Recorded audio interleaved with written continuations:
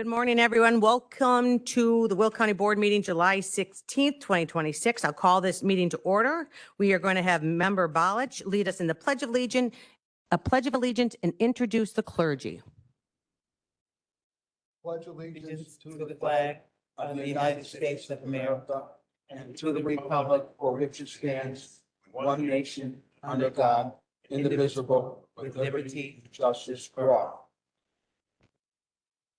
We have a real good speaker this time, and just want to thank her for coming out. She's been a good friend of mine for a long while, but I'm going to have Raquel read it so I don't screw it up. Evangelist Latasha, whoa! Evangelist Latasha Fields has been a home educator for 20 years, a passionate advocate for parental rights, unconventional education, and community empowerment, and a JD candidate at Trinity Law School. She and her husband, Evangelist Ronald L. Fields II, are the founders of Our Report Ministries and Publications, an evangelistic outreach ministry.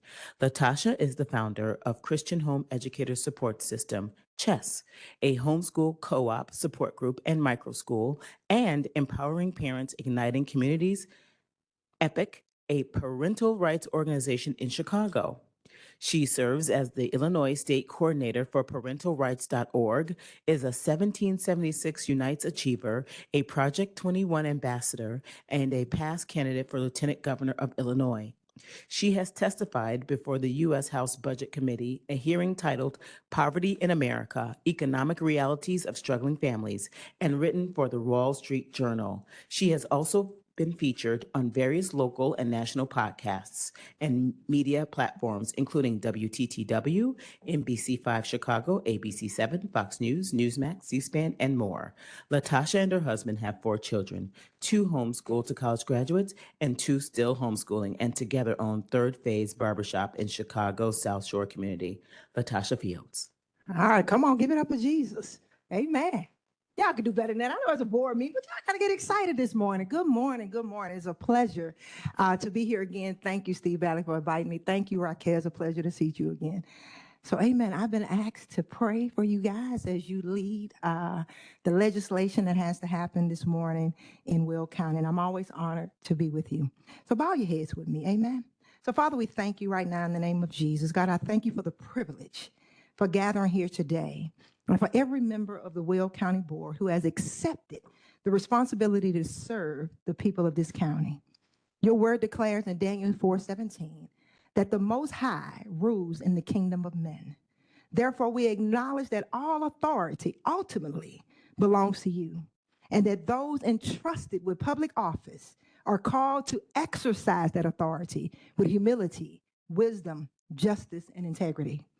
Lord, grant these board members the understanding of the sons of Issachar in 1 Chronicles 12:32, an understanding of the times and the wisdom to know what ought to be done. As they deliberate over legislation, policies, and budgets and matters affecting the people of Will County, give them discernment to look beyond personal interests, political pressures, and temporary gain. Help them to seek what is just, lawful, honest, and in the best interest of the people they serve. According to Psalm 7:2, grant them righteous judgments. May they defend the afflicted, protect the vulnerable, administer justice fairly, and lead with compassion. Give them courage to stand for what is right, even when it's difficult or unpopular. Father, may every board member lead with integrity, honesty, humility, and wisdom, remembering that each one of us will one day give an account before you. Remind us that our words and actions and decisions and deeds, and even the intentions of our hearts, are known and recorded in heaven. Let this truth produce reverence, sobriety, and faithfulness in all who govern. Father, we also pray for the residents of Will County. According to 1 Timothy 2:1 and 2, teach us to pray for those in authority, so that we may live peaceful and quiet lives in all godliness and dignity. Remove division and hostility and confusion, and help us to become responsible, informed, prayerful, and engaged citizens. As declared in 2 Thessalonians 3:1, we pray that your word would have free course and be honored throughout Will County. Let truth prevail, Let every righteousness be established and let peace dwell within our communities. Protect our families and our children, our seniors and our first responders, our workers and our businesses, and every municipality represented here. May the decisions made in this chamber strengthen our communities and promote justice, safety, liberty, and peace. Bless this meeting, Lord. Govern every discussion, restrain anger and pride, and grant patience, mutual respect, and clarity. May all this be said and done, bring honor to you, and benefit the people of Will County. In Jesus' name we pray. Come on. Amen. Amen. Thank you for joining us.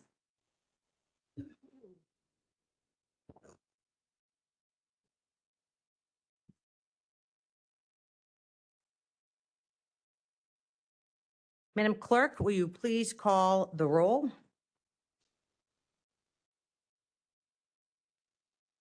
Richmond, Williams, Dean Schlottman, Ogalla, Pretzel, Butler, Newquist, Balich, Oxley, Brooks, Winfrey, Bullock, Logan, Freeman, Revis, Mitchell, Ortiz, Berkowitz, Hickey, Costa, Trainier, Van Dyne. What's up?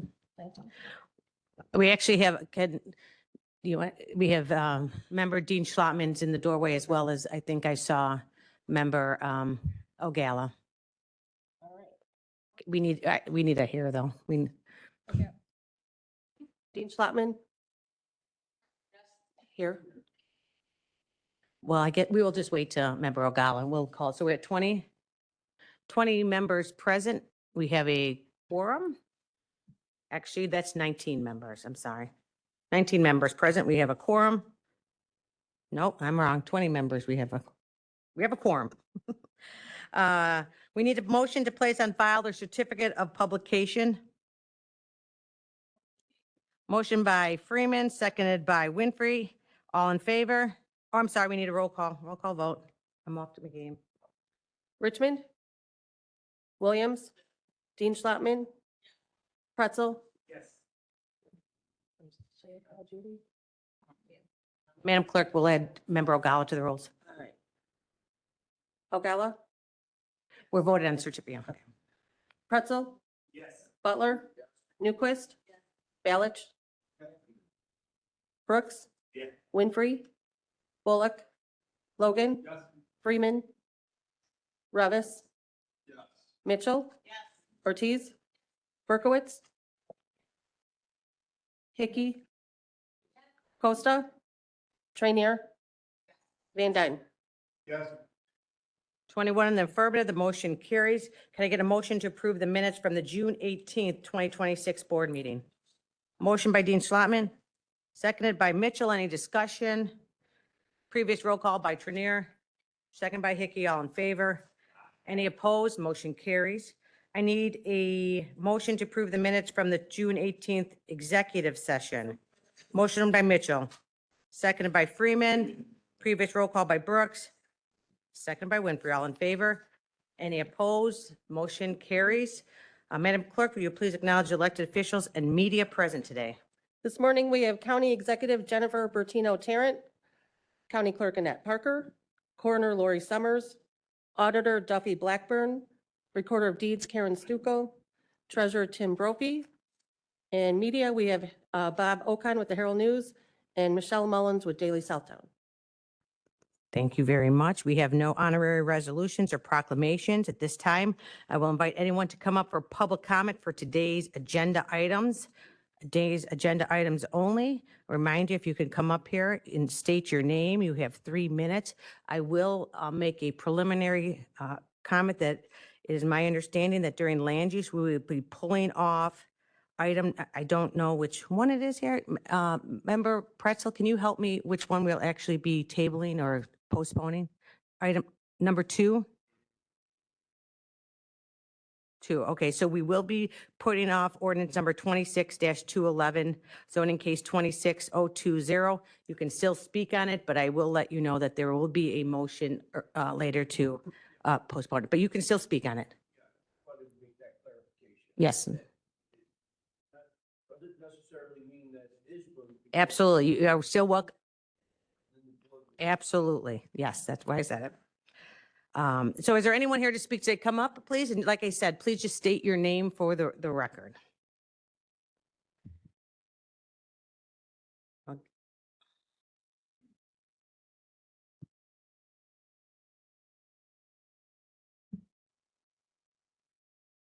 Good morning, everyone. My name is Lydia Simray, Simrayh. I'm here with the Indiana, Illinois, Iowa Foundation for Fair Contracting. The IIFFC is a labor management organization dedicated to promoting fair competition, public accountability, and compliance in the construction industry. We work with responsible contractors. We work with responsible contractors and the men and women of the International Union of Operating Engineers, Local 150.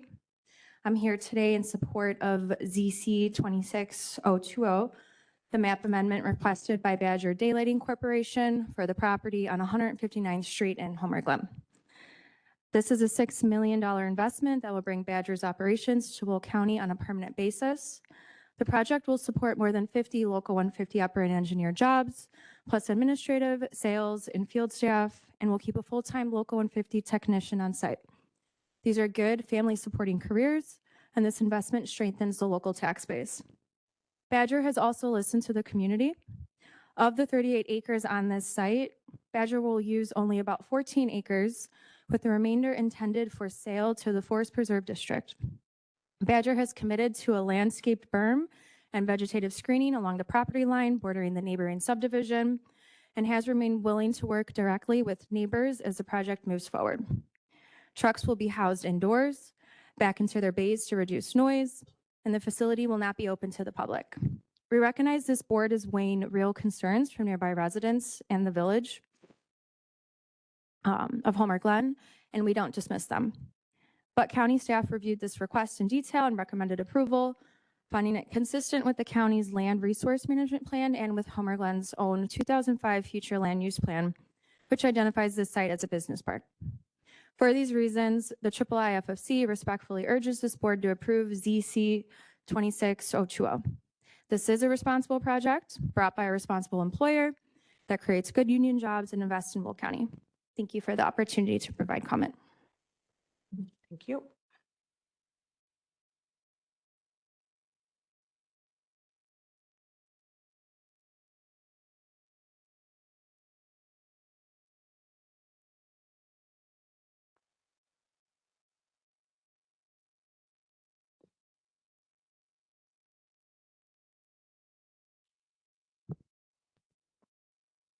Good morning, Board.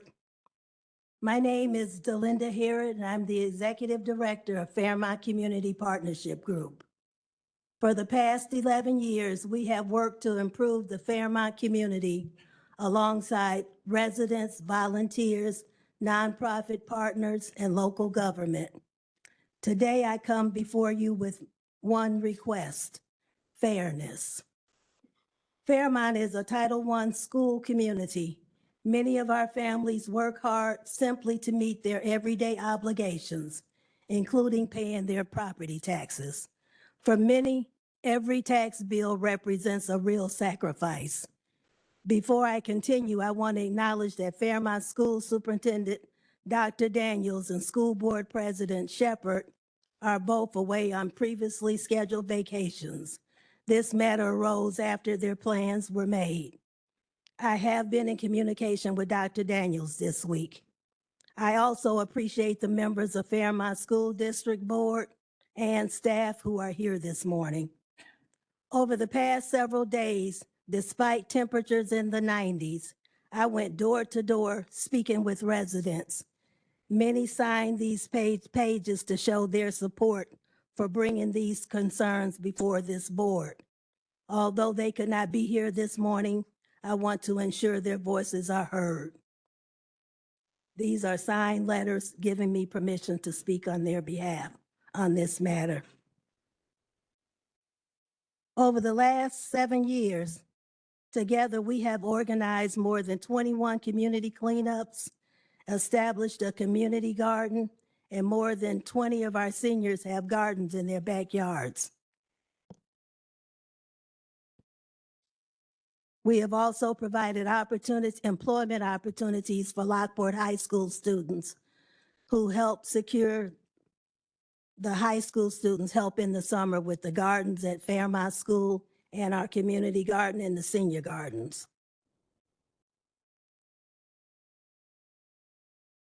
We've helped to secure the repaving of Fairmont's major thoroughfares for the first time in approximately 70 years and celebrated the beginning of our community's first underground stormwater drainage system in the South Shed area of Fairmont.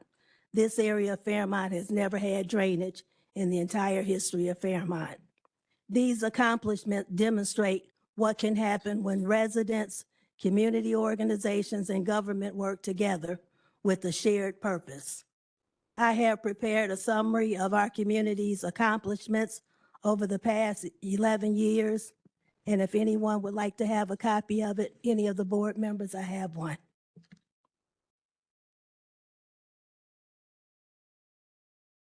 Ms. Harrod, you're approaching 3 minutes. So Okay. Yeah.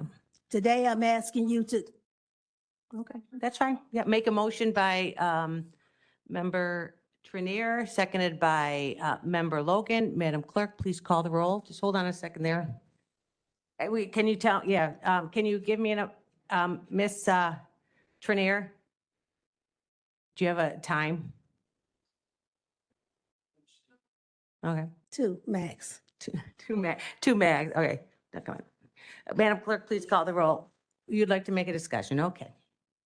County Board Member Ravis. I just want to confirm it's for this speaker only. Yes, right now it's. Okay, thank you. That's, yes, because, all right. Ready? All right, Madam Clerk, please take the roll. Richmond, Or do you want to do it all in favor? All in favor? Any opposed? Opposed, okay. Did you get that? Thank you. Motion carries. Should I continue? You can continue, ma'am. Okay. Today, I am asking you to consider an issue of property tax fairness. Property taxes support our schools, fire protection, libraries, parks, roads, public safety, and other essential local services. It is reasonable for every taxpayer to expect that every property owner contributes an equitable share. Fairmont is among the communities least able to absorb an unfair tax burden. This is not a request for special treatment.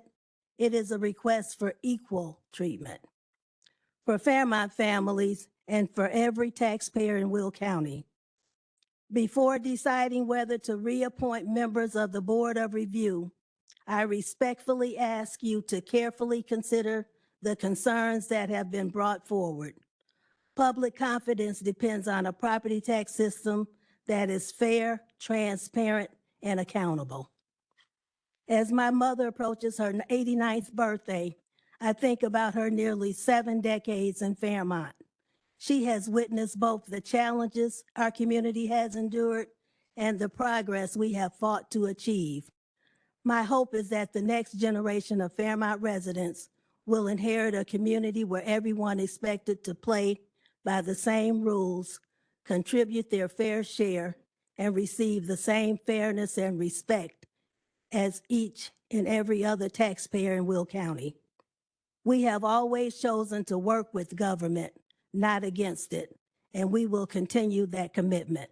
I respectfully ask you to do the same by ensuring that fairness remains at the heart of every decision you make. Thank you for your time, your thoughtful consideration, and for the service to the people of Will County. Thank you.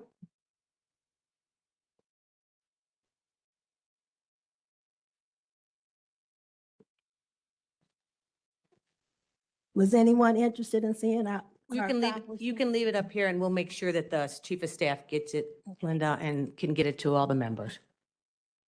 Thank you. Right.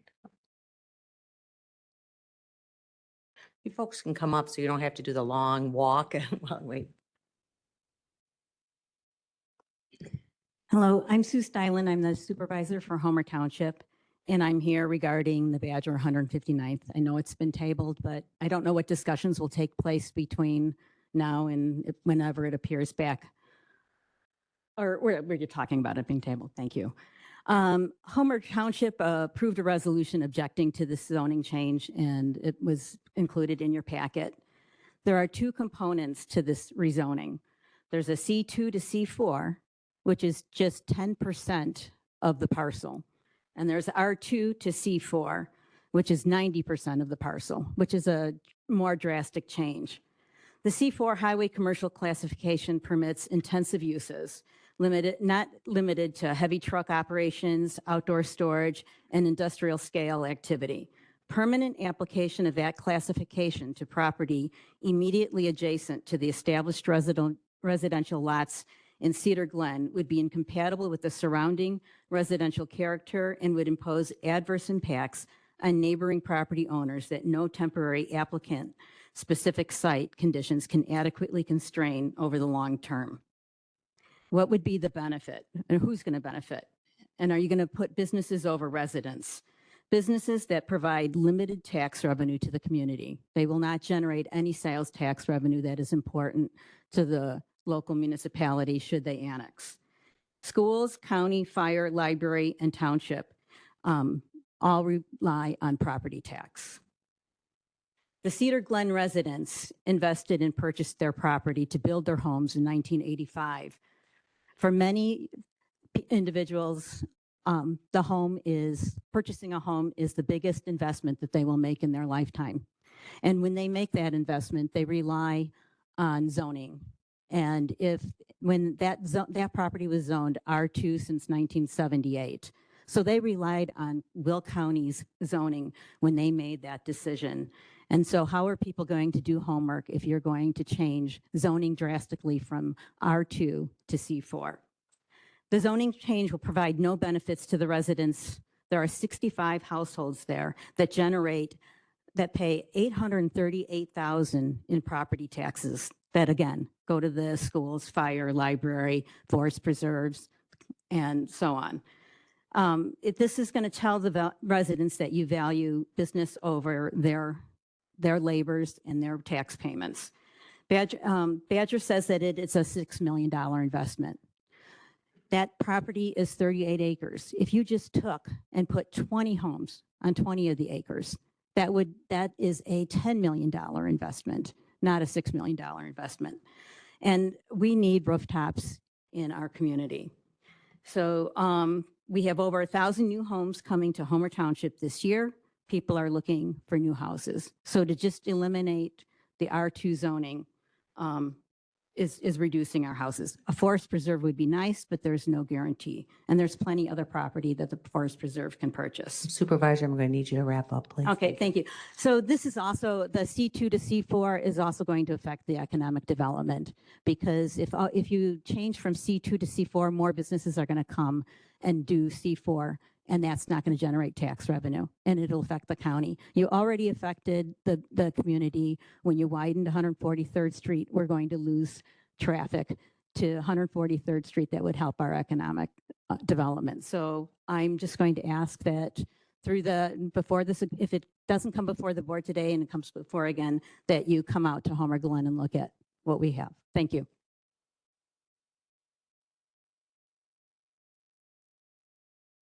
Hello and good morning. My name is Christina Knightsky-Troike and I'm the mayor of Homer Glen. This would be now my fourth time speaking on this matter, so I'm sure a majority of you have already heard my speech over and over, and I've talked to several of you on a one-on-one basis. I've talked about the environmental impact, the trucking, the roads. I've talked about the water. I've talked about almost everything under the sun. The one thing I realized that I haven't made clear in any of my speeches is the financial impact this would have on the village of Homer Glen. Just as Supervisor Stylen had mentioned, this would be a detrimental impact to our future. One thing that one of the speakers said earlier, that this falls within our business plan, it does not. It's totally different. There's a different definition of what our plan is for that. And I'd also like to remind you that our comp plan is from 2005. That's 21 years old. The village is currently in the process of updating our comprehensive plan, which does not include this in our business park at all. I asked Brett Westcott, who also signed in, so I asked that he has his full 3 minutes to explain in detail, because I didn't want to make it look as if I came up with these numbers. I brought the professional who actually has the numbers and an engineer to provide you with all that information. So thank you. Thank you. Good morning, all. My name is Brett Westcott. I'm the village engineer for the village of Homer Glen, and I'm here to talk about the Badger project there.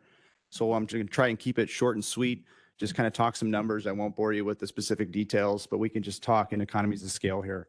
So essentially, to date, the village has invested over $13 million in infrastructure to serve previously unserved parcels in these unincorporated areas here.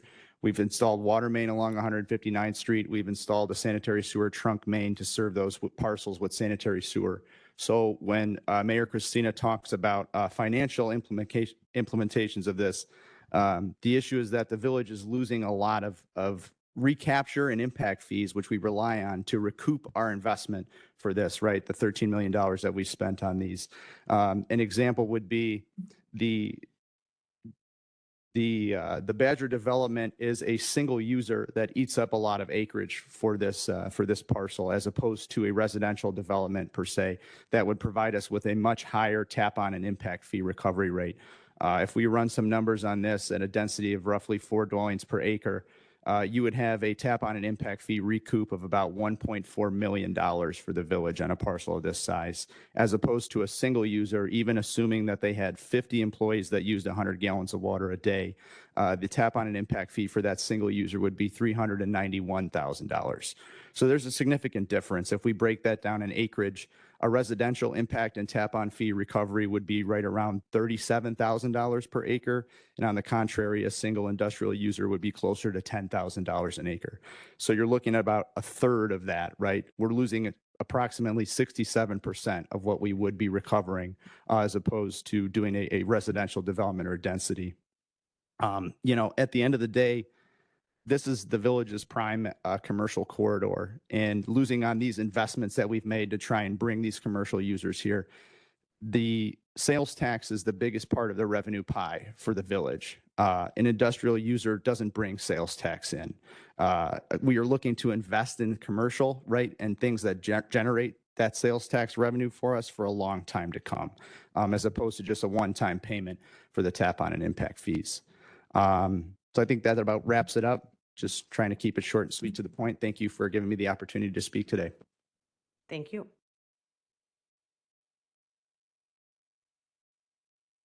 Good morning, Will County board members. My name is Mark Gowen, and I'm a resident of the Cedar Glen subdivision.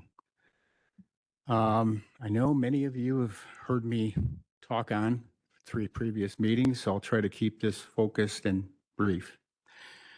Today, I'm sure all of the board members and those present will receive a thorough update from the zoning team and a lot of additional detail and promises from the Badger team. We've heard this over and over. I'm sure it's going to be the same today. From all appearances, Badger appears to be a fine company offering a much needed public service in the construction industry. But this zoning request is simply, in my mind, an ill-founded attempt to place a light industrial operation right next to a picnic grove and a residential subdivision, both of those established decades ago.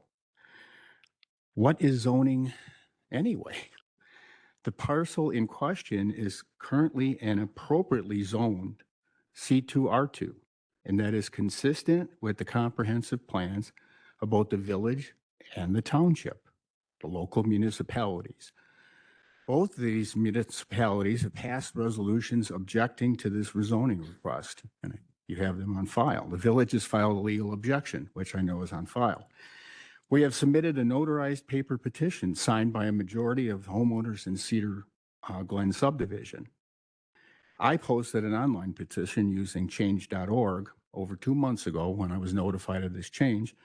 And as of today, it has 820 online signatures, 60% plus within 3 zip codes of this parcel.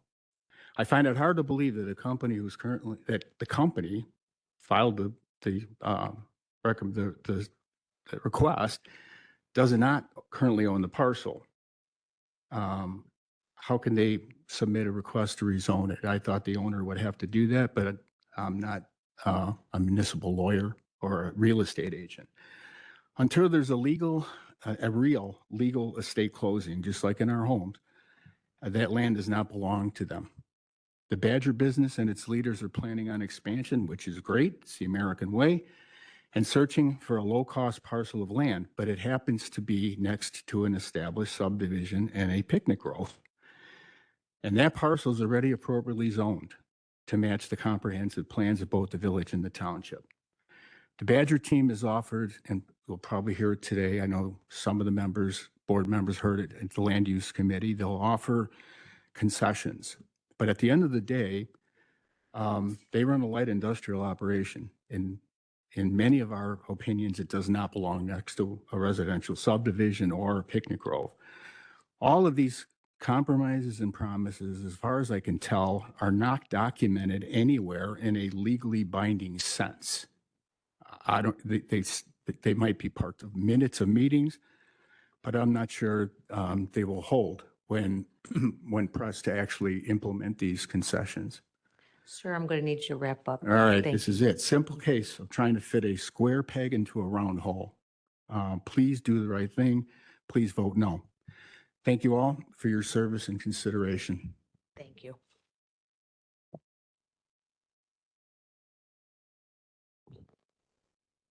Good morning. My name is Chris Thompson. I am the board secretary for the Meadow Creek Community Association and also the FAA designated airport manager for Meadow Creek Air Park. I come to oppose land use item number 1, the proposed solar farm on Drawley Road that borders the Meadow Creek community. I have, as airport manager, we are actively engaged with Hughes Aerospace to install 2 RNAV approaches, one on each end of our runway. As such, that secures our airspace, and we consulted with Hughes over this, and I'll gladly submit this to the clerk. We have some FAA considerations. Advisory circulars are noted. These are not innuendo or conjecture. I'll just read the executive conclusion. Solar panels directly beyond a runway end or near extended centerline can present an aviation safety and airport compatibility concern. Potential issues include fixed object encroachment into protected runway areas, incompatible land use with runway protection zone, glint or glare, penetration of airspace, and it goes on and on. I won't bore you. You can read it. First, I'd like to say that I'm not one of the not in my backyard people. I am not morally opposed to solar farms just for the sake of being opposed to them like many are. I'd like to just rule with common sense in the same way you wouldn't put an industrial trucking facility, a switching terminal directly behind a subdivision. I think it makes common sense that you wouldn't put a solar farm next to an active runway. Again, for no other reason other than we are in 2 critical phases of flight when we fly over this solar farm. Irrespective of glare or anything else, we're in either a landing phase or a takeoff phase. And if we lose an engine, it's always my consideration that we have a field on each end, a blank field, right? And we can put our aircraft down in that field. And we go from a scenario where we might bend up the airplane, but we most certainly walk away, to we absolutely total the airplane and we absolutely have a fatality, full stop. There's no, I don't think there's any arguing that fact. There's no way you can land into a solar farm and survive. So it just makes common sense that we wouldn't have a solar farm off of 2 active runways. I won't bore the board with any more facts or details. Thank you all for your consideration and your service to Will County. Thank you.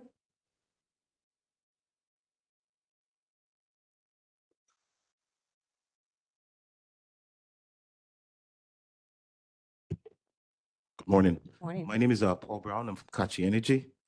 We're the developer of the solar farm along with Greenflow Energy. I just want to say that there's been a lot of concerns about the runway being in close proximity to the solar farm. There are many, many airports in the world, over 100 airports, international airports, some local airports that are supported by solar farm. And there is nothing on record of any incident causing any crash. There's absolutely nothing to support that whatsoever. I just wanted to say that there's been a lot of concerns from the neighbors. And by the way, the panels are going to be facing east-west, so it is not going to have the same visibility as the runway. This runway is north of where the solar farm is going to be. So they're coming from, their descent and approach is from an entirely different direction. But again, there's not one plane crash that has ever happened because of a solar farm. And I just want to point it out. We've also taken into consideration everything that the neighbors had to say. And there will not be looking out their backyard at a solar farm because this farm will be entirely surrounded by berms. All they will see is just green tree. So I understand their concerns. We've addressed it, and we just want to be good neighbors. Thank you. All right, anyone here for public comment? And I'm going to again stress what Member Butler said, just because there will be a motion to table does not mean that will pass. So if there's anyone who would like to, we're not stopping anyone from talking. So if anyone has any additional comments, please come forward.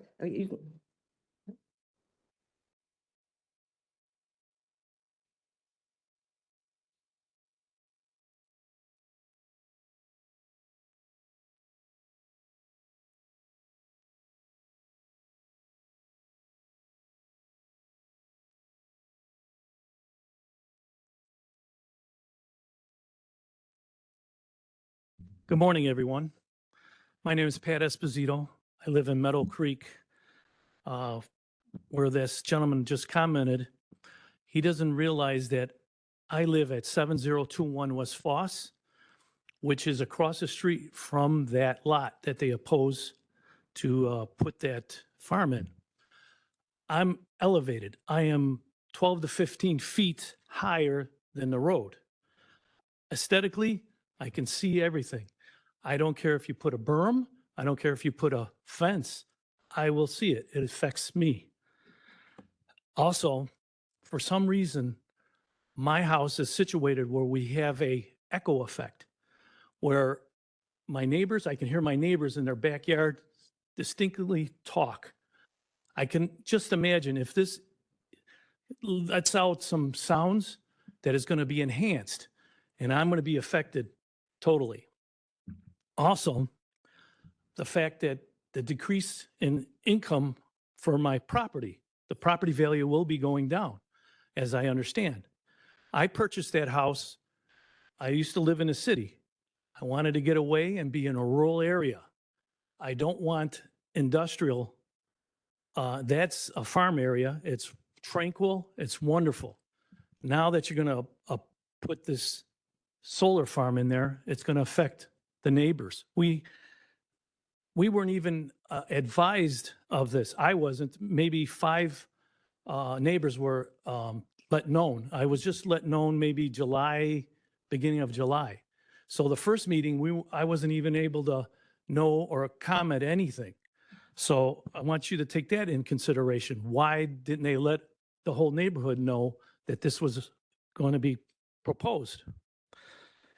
And of course, I've witnessed pilots move back and forth. If there's any fact that, glare or wind, I live close. They can hit my house. I'm worried about my family.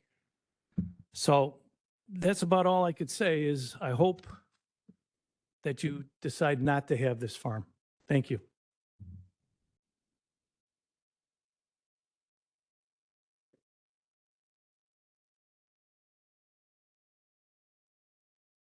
Good morning. My name is Sam Roth. I'm at 6828 Drawley Road in Monee. I'd like to say thank you for allowing me to speak today regarding the proposed 7009 Drawley Road Solar Farm. As stated in my previous presentations, I'm less concerned about the political sides and more concerned about the safety of placing a solar farm of this size in such close proximity to the runway threshold of the active Meadow Creek runway. I'm concerned for the safety of the pilots, as well as the residents of the surrounding areas where one of the most hazardous aspects of flying is landing. The representative just stated that the airport is north of the solar farm that's proposed. No, the airport is actually just south of it, so there will be a little bit of sun glare, but as they stated before, the glare will be minimized. Numerous hazards could be directly or indirectly related with the placement of proposed solar farm near the said runway. Slight atmospheric abnormalities or unexpected lift followed by a sudden loss of lift could become a catastrophic situation, especially for an amateur, unexperienced pilots performing a touch and go or simply landing. The thermal plume, a proven phenomenon generated by a large solar farm such as this one, may generate a change in conditions right over the threshold of the runway. I sent a video of how disturbed unseen air can affect the landing of a small aircraft, which led to a crash 22 seconds after a helicopter went over the runway. This was for reference of unstable conditions during landing. So I sent this to Mr. Pelkey yesterday. He said he distributed it to everybody yesterday. I'm presenting these facts based on a lifetime of flying. No, I'm not a licensed pilot, but I have been passenger and I've piloted numerous types of airplanes, all general aviation, as well as large civilian airlines and military aircraft. I also hold a airframe and power plant license with the FAA, so I have experience when it comes to aviation manners. The representatives from the solar company are quick to say this is why we have liability insurance. Liability insurance will not bring a loved one back in the event of a disaster involving loss of life. At the land use meeting, the Wheatfield, Indiana solar farm was referenced regarding the damage a tornado caused to it a few months back. Debris was scattered over a large footprint. Several large and small pieces of debris ended up on the property of neighboring residents, buildings, and farms. Liability insurance generally does not cover the cleanup and removal caused by the tornado. This is similar to a tree falling on your neighbor's house from your property. Even though your tree fell on their house, they are responsible for the removal and restoration of their property as considered an act of God, meaning the affected property owner may have to file a claim on their insurance, which could lead to a claim surcharge at the renewal or a declination of renewal depending on the claimant's history. I have experience in this matter as I'm also an insurance producer for 27 years. I attached an article referencing McHenry County. Sir, I'm going to need you to wrap up. Okay. Thank you. Being held liable for the death of a boy in Marengo for a traffic control device that the county knew existed, but yet to failed to enact a motion or a legislation to put in a traffic control device. This runway is referenced. They state that there's a Lake in the Hills airport that is similar, but the Lake in the Hills airport has a solar farm that's 1 mile away, not 800 feet away. So there's a drastic difference. So their reference on the Lake in the Hills airport is skewed. I have no knowledge of any incidents involving small general aviation solar fields, but there are no known solar fields of this size in such close proximity to the runway of such a small runway as this runway is only 40 feet wide, with houses on each side of the runway, leaving very little room for error. I'm Sir. available for any questions. Okay, thank you. Thank you.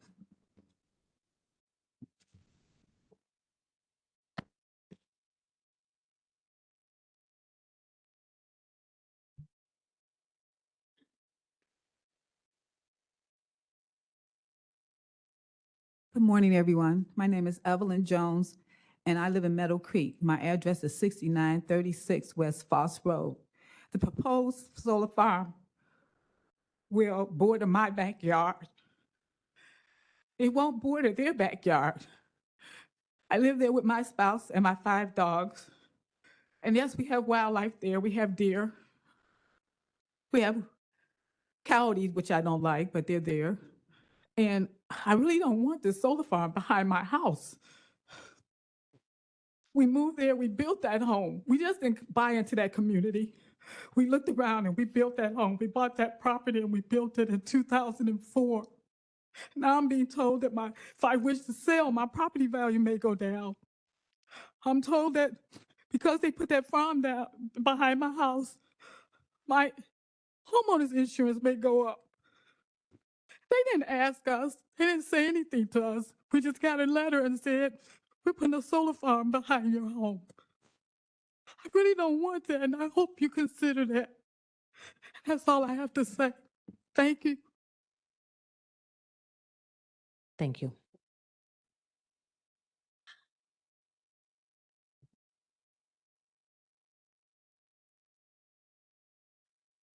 Morning.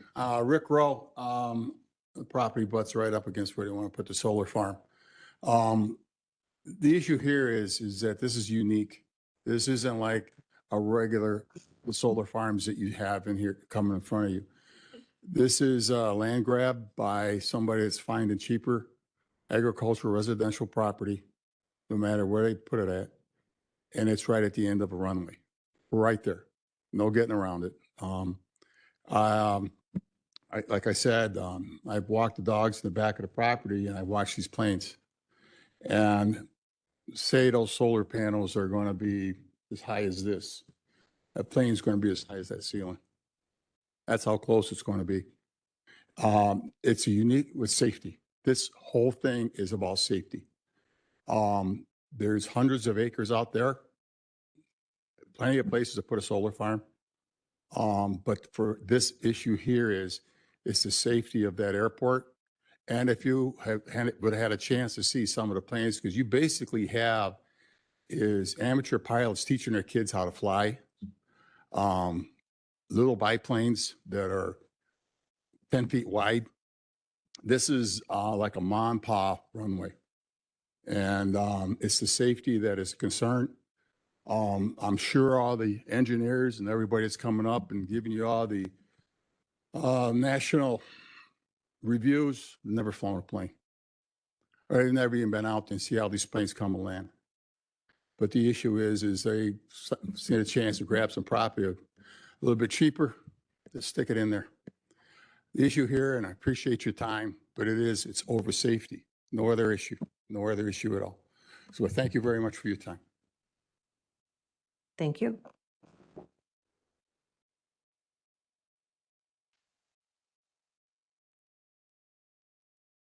Good morning. My name is Tamara Halm, and I live in Cedar Glen subdivision. My lot is almost contiguous to the parcel that Badger is proposing to rezone. For all the reasons previously stated in past meetings, I ask you to consider all of the objections presented to you. My main issue is the effect that this will have on our well systems. This issue has been discussed in length at previous meetings. Should this be approved, my question to you, the board, is who will be responsible for the additional tremendous expense we will all encounter to redrill our wells? As you know, we're all at about 225 feet. Many of the homes in our subdivision, I can't give you the exact percentage, but many of them have had to have our wells redrilled, including myself.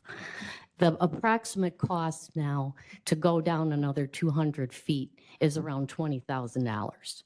So this is a main concern for each and every resident of our subdivision. And I ask each of you to seriously consider this and vote on it as if this parcel was going next to your personal home. Thank you very much for your time. I appreciate it. Thank you. All right, we're going to do a final call for public comment for today's agenda items. Once? Twice? All right, thank you. We're going to move on to old business. All resolutions and ordinance from the June 18th meeting have been signed and returned. I'm going to pass it on under old business to Speaker Van Dyne regarding resolution 26-199. Thank you, Madam Executive. First, I will make a motion to For Resolution 26-199, resolution establishing a Will County Land Bank, and I will have a amendment following that.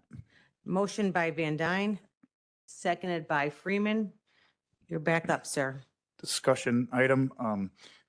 I would like to make amendment to replace the current resolution and replace it with the resolution provided to all the county board members. And this resolution simply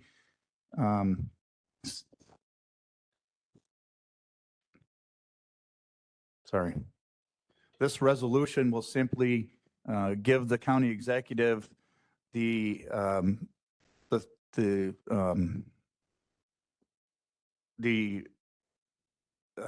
chance to negotiate with municipalities that are interested in a land bank and show that the county board is interested in moving forward. I'm losing my train of thought here. The IGA will come at a later date. Thank you. So we have a motion for an amendment to resolution number, I'm sorry again, 26-199. 26-119. There is a second to that discussion. Member Logan. In this resolution, does it talk about that we're going to give this land bank to the CED? I don't see that anywhere in there. I guess since the attorney made this, I guess I'm addressing the attorney's office. No, so it has not established any framework for anything. Right now, what this is intended to do is to move the process forward. For an intergovernmental agreement, we have to have other governments to be part of that. So the idea here is to move this forward so that we can find partner member agencies, and then the IGA, which would establish whether the CED is going to run it, whether, the specific questions we all had on Tuesday, that will be brought back to the board at a later date. So this is just basically, I'll call it, for lack of a better word, a search committee to go out and get the partner municipalities. So we're not voting to start a land bank. No, this is your first step to get the land bank going. Because I am for the land bank, but I'm just not for CED running it. And those are all things that will be ironed out at a later time, including some of the things about conflicts of interest, all those things that we brought up on Tuesday. Yeah. This was an idea to. I thought we this. still had a lot more questions on Tuesday to be Correct. answered. Correct. Okay. This is to address that, where we're moving forward to sort of get those members involved, because I'm sure they'll have comments as well. So we need a resolution in order to move forward with this, or we just can't? I think it's important to do that, so that we have certainty from the county that, as you said, you support the land bank, and that somebody be directed to do something to move this ball forward. Okay. So I see this as step one. It doesn't bind us, because if we can't. This is non-binding then. It's not binding to the final form of the land banks. If we can't get an agreement, then obviously we can't get a land bank started. Okay, and who drafted this? I did. Oh, okay. All right, thank you.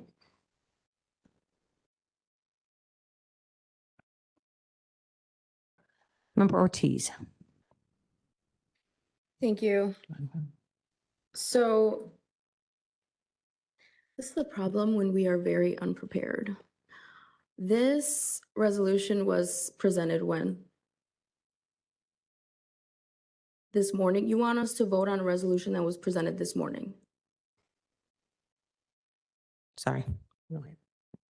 I drafted this resolution in an attempt to fix all of the issues that were brought up on Tuesday. But that's the expectation, that we vote on the resolution that was drafted this morning. Yes, that's what we're asking. That's crazy. Isn't that crazy? I know, You can I'm address sorry. the chair, yeah. I'm sorry, this is just my thought process as I'm trying to process all of this in the moment, because so many times we bring things up in the moment at the county board, but yet we like to sit here and say, why didn't we do this beforehand? We had all this time. And I'm looking at you, but I'm not talking to you. I'm just saying, like, in general, this is a problem. I support the land bank wholeheartedly. I spoke with staff a year ago about creating a land bank. I want to make sure that this is not ripe for corruption. And at this point, right now, without all of the suggestions that I put forward, it is ripe for corruption. I don't know if I can trust you guys saying, oh, we're going to do this now, and then the process comes later. We've not established that level of trust. And again, not towards you, I'm just looking at you because you're right in my peripheral. I cannot. I just can't. I'm at a loss of words on how dysfunctional this county board is, to be honest. Thank you. Member Berkowitz? Madam, may Yeah, may I thank res- you. First of all, I'm not going to vote on something that I have not had time to review or even review. This is just insanity, and it seems to happen far too frequently. And I am a little perplexed because there is something binding when we approve a resolution. We may not agree what it is, but we're only approving a resolution because the county board is agreeing to something. So let's look at what the resolution says. And this is in black and white.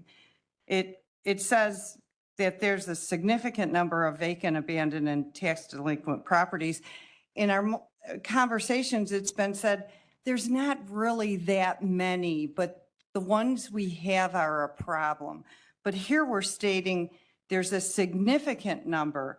Well, fellow board members, let's take a look at that and really think about that. If there's a significant number, then the real problem is we need to figure out why. And again, that'll go back to why are taxes so high and never stop rising. Putting together a land bank isn't going to solve that problem. It says that the county desires to partner with other governmental agencies and maximize the benefits of the land bank. Sounds great. The presenter came to the county board, the CED, and said that they had mayors or municipalities come before them that want this land bank. But now we don't know who we are. We need to give the county executive the ability to go out and negotiate and to find our partners. Those are two different things. I'm hearing two different things. I listened very intently. I took notes. We've had 2 meetings on this subject. This is the third. They're conflicting. We're hearing and we're being told two different things. This resolution does not mention any fact that they are using $1 million of ARPA money to start this land bank. That is $1 million that I did not have a portion of, just a small portion of, to go in to help the businesses and the school districts that were struggling during COVID. They needed a little bit of help just to get through COVID. And a lot of those businesses went under. People lost their pride and joy. Meanwhile, it was sitting in a bank account, getting interest. We don't know how much interest, and we don't know where the bank account is. And there's more than $1 million. I am stunned at what I have sat and heard in just 2 meetings. Now imagine if the county board had any notice that this conversation had started prior than a month ago. I have serious doubts that the idea of forming a land bank started 8 weeks ago. I'm sorry, I am a little cynical, but I do look at things very carefully, especially when when we're considering, we are here to answer to the people who elected us in these seats. And it wasn't the business community. It was our neighbors who are paying taxes. Now I say if we have a problem with properties and we can have hand signals and interaction and silent communication, but I don't think this is funny. I don't see anything funny about this. No, I usually get So- signed when they're asking me to kind of get So on the resolution. for all of those reasons, I feel that it is irresponsible to vote on something when there are all these discrepancies and we were not given any prior notice.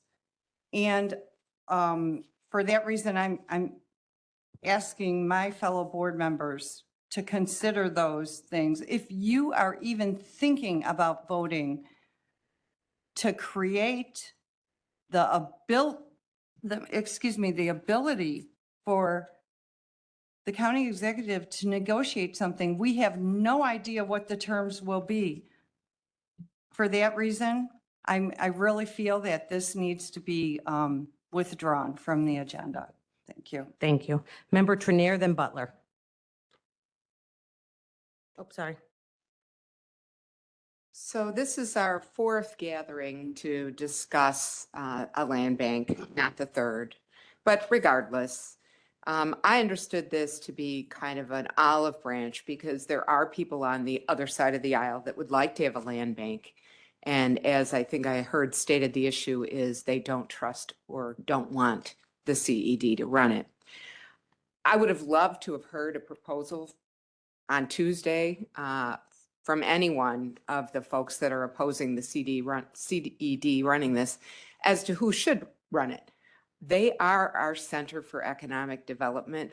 Most of the large municipalities belong to this organization. We belong to this organization. They are our economic department. I don't know why we wouldn't want them to run it, other than there's maybe some political shenanigans going on, and I'll just say it that way. We had a mayor come here and support this, who's benefited from being a part of a land bank on Tuesday. We had a real estate investor, both commercial and residential, come to support this idea. I'm not sure what my fellow board members expect, but when I'm given information and I have questions or I don't understand it, I don't expect to wait until the next meeting and have somebody give me my answers. I take the time to investigate, make phone calls, talk to the people involved, get my questions and concerns answered. If I don't like what's being presented, find an alternative if I do believe in the issue. And to me, this just says, yeah, we want to have a land bank. We don't know what it looks like. We don't know what kind of groups are going to be a part of it, but we'd like to have the executive reach out to some groups and find out if they agree and want to be a part of it. Not a big deal. Not a big deal at all. Land bank cannot go forward unless we have an intergovernmental agreement. That's not what's on the agenda today, apparently, because that's going to be removed and replaced with this. Folks, I don't know what boogeyman you think are hiding behind this land bank. I don't know what corruption you think is going to take place. I've heard nothing but good things about these land banks. We're going to have representation on the land bank. It's not going to be some outside group running it. We're going to have representation.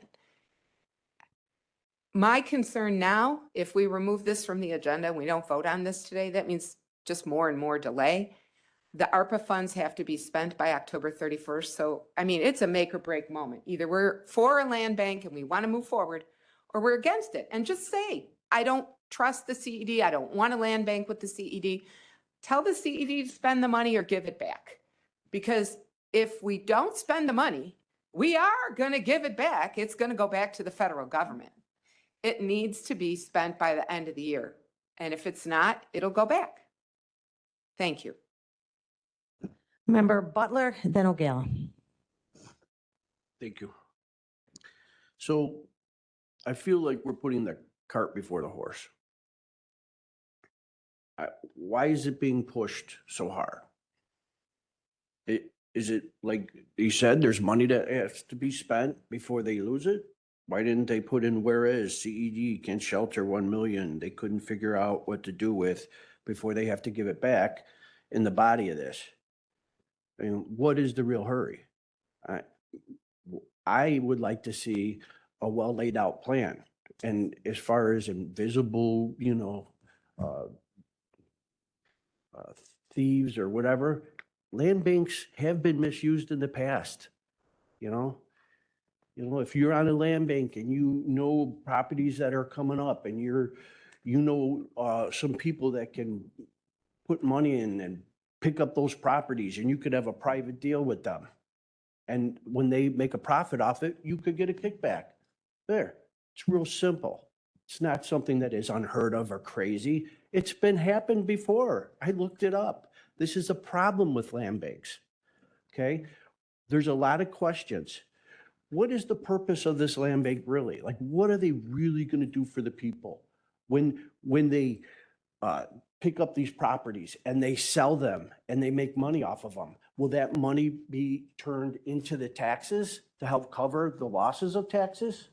When they buy 1,000 of them at a time, if it's in one area, and all those properties are taken out of the tax rolls because they're tax exempt, does everybody else in the neighborhood responsible for picking them up? So if you create an extra tax burden because all these properties are tax exempt, then all the neighbors have to pick up that extra burden. So there's a lot of questions that have to be answered, and I don't blame you. I'm sure that you were directed to come up with something. You're the attorney. You didn't decide it on yourself. Did you? And if I may, I remember Trainier characterized it better than I could.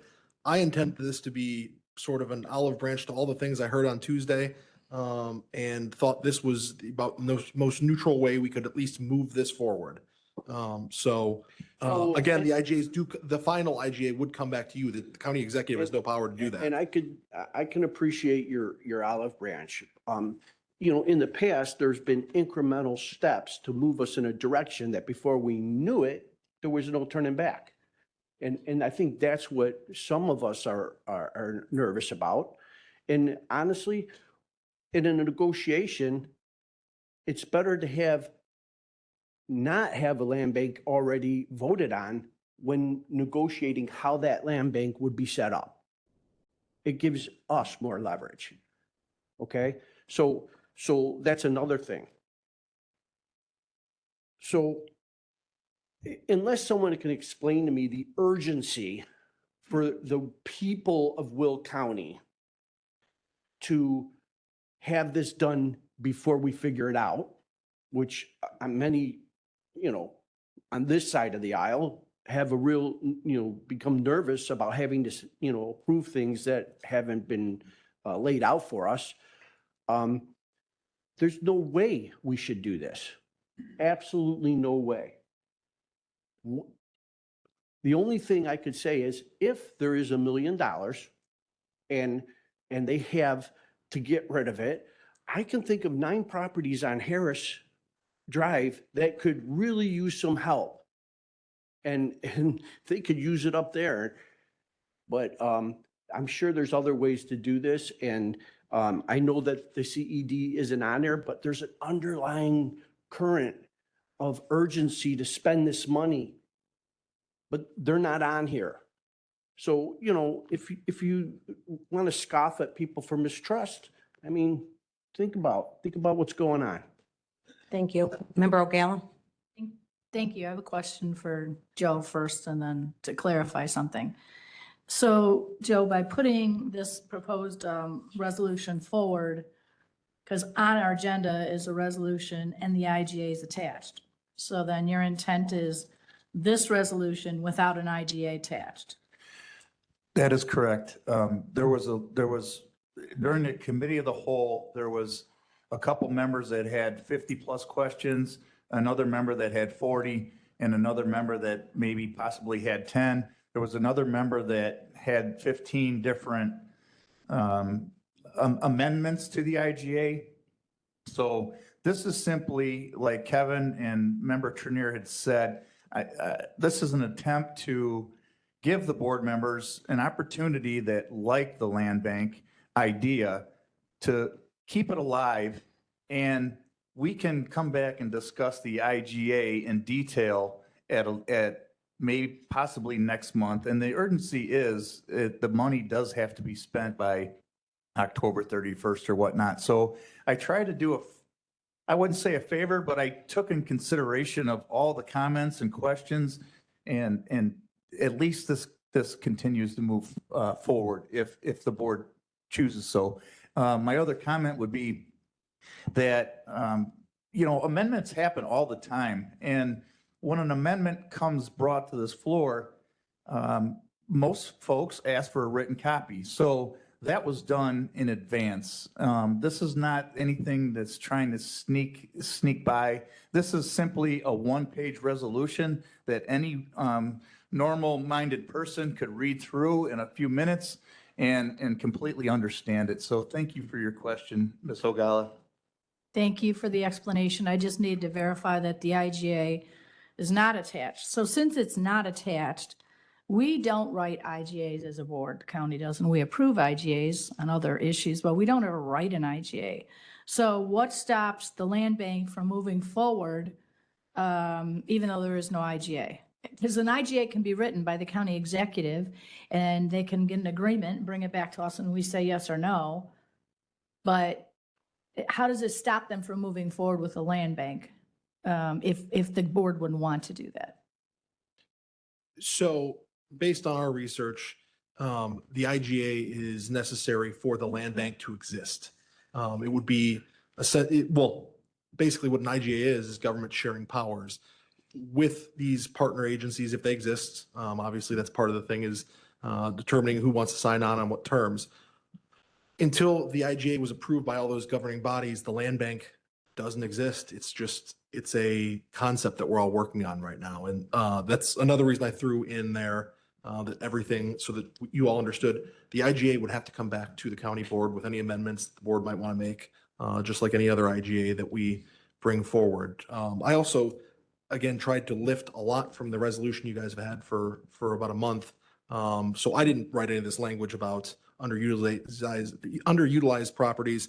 That was in the original ordinance proposed resolution.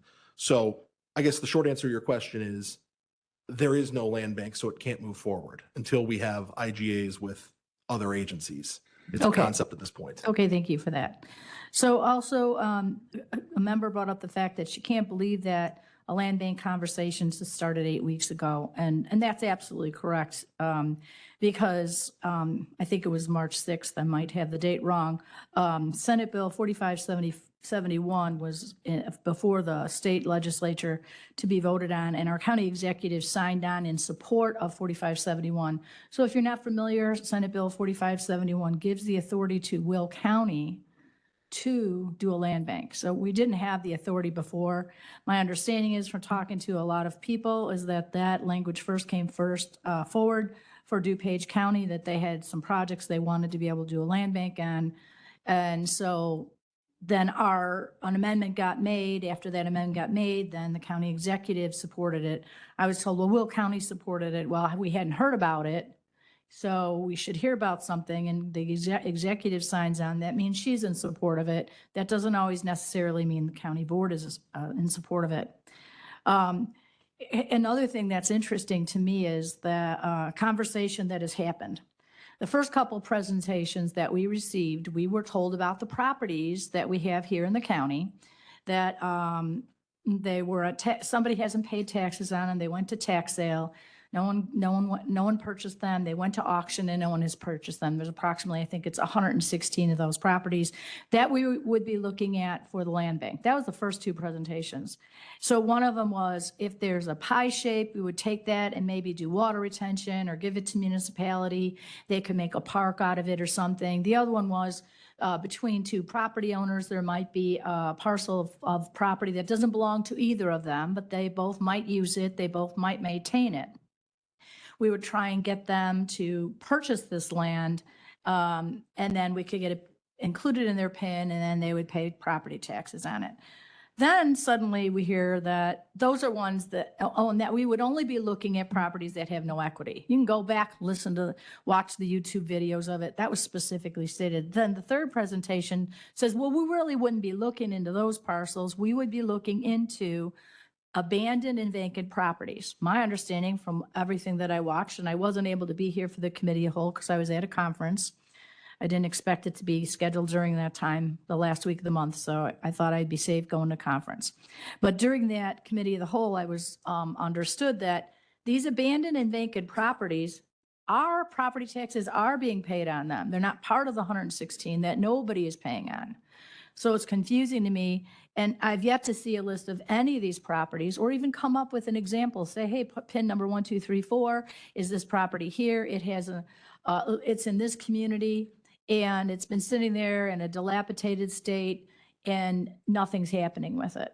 I also know that the municipalities have the ability to purchase properties and demo them if they want. So I don't have a clear understanding as to why a municipality would not do it themselves versus why the need of a land bank.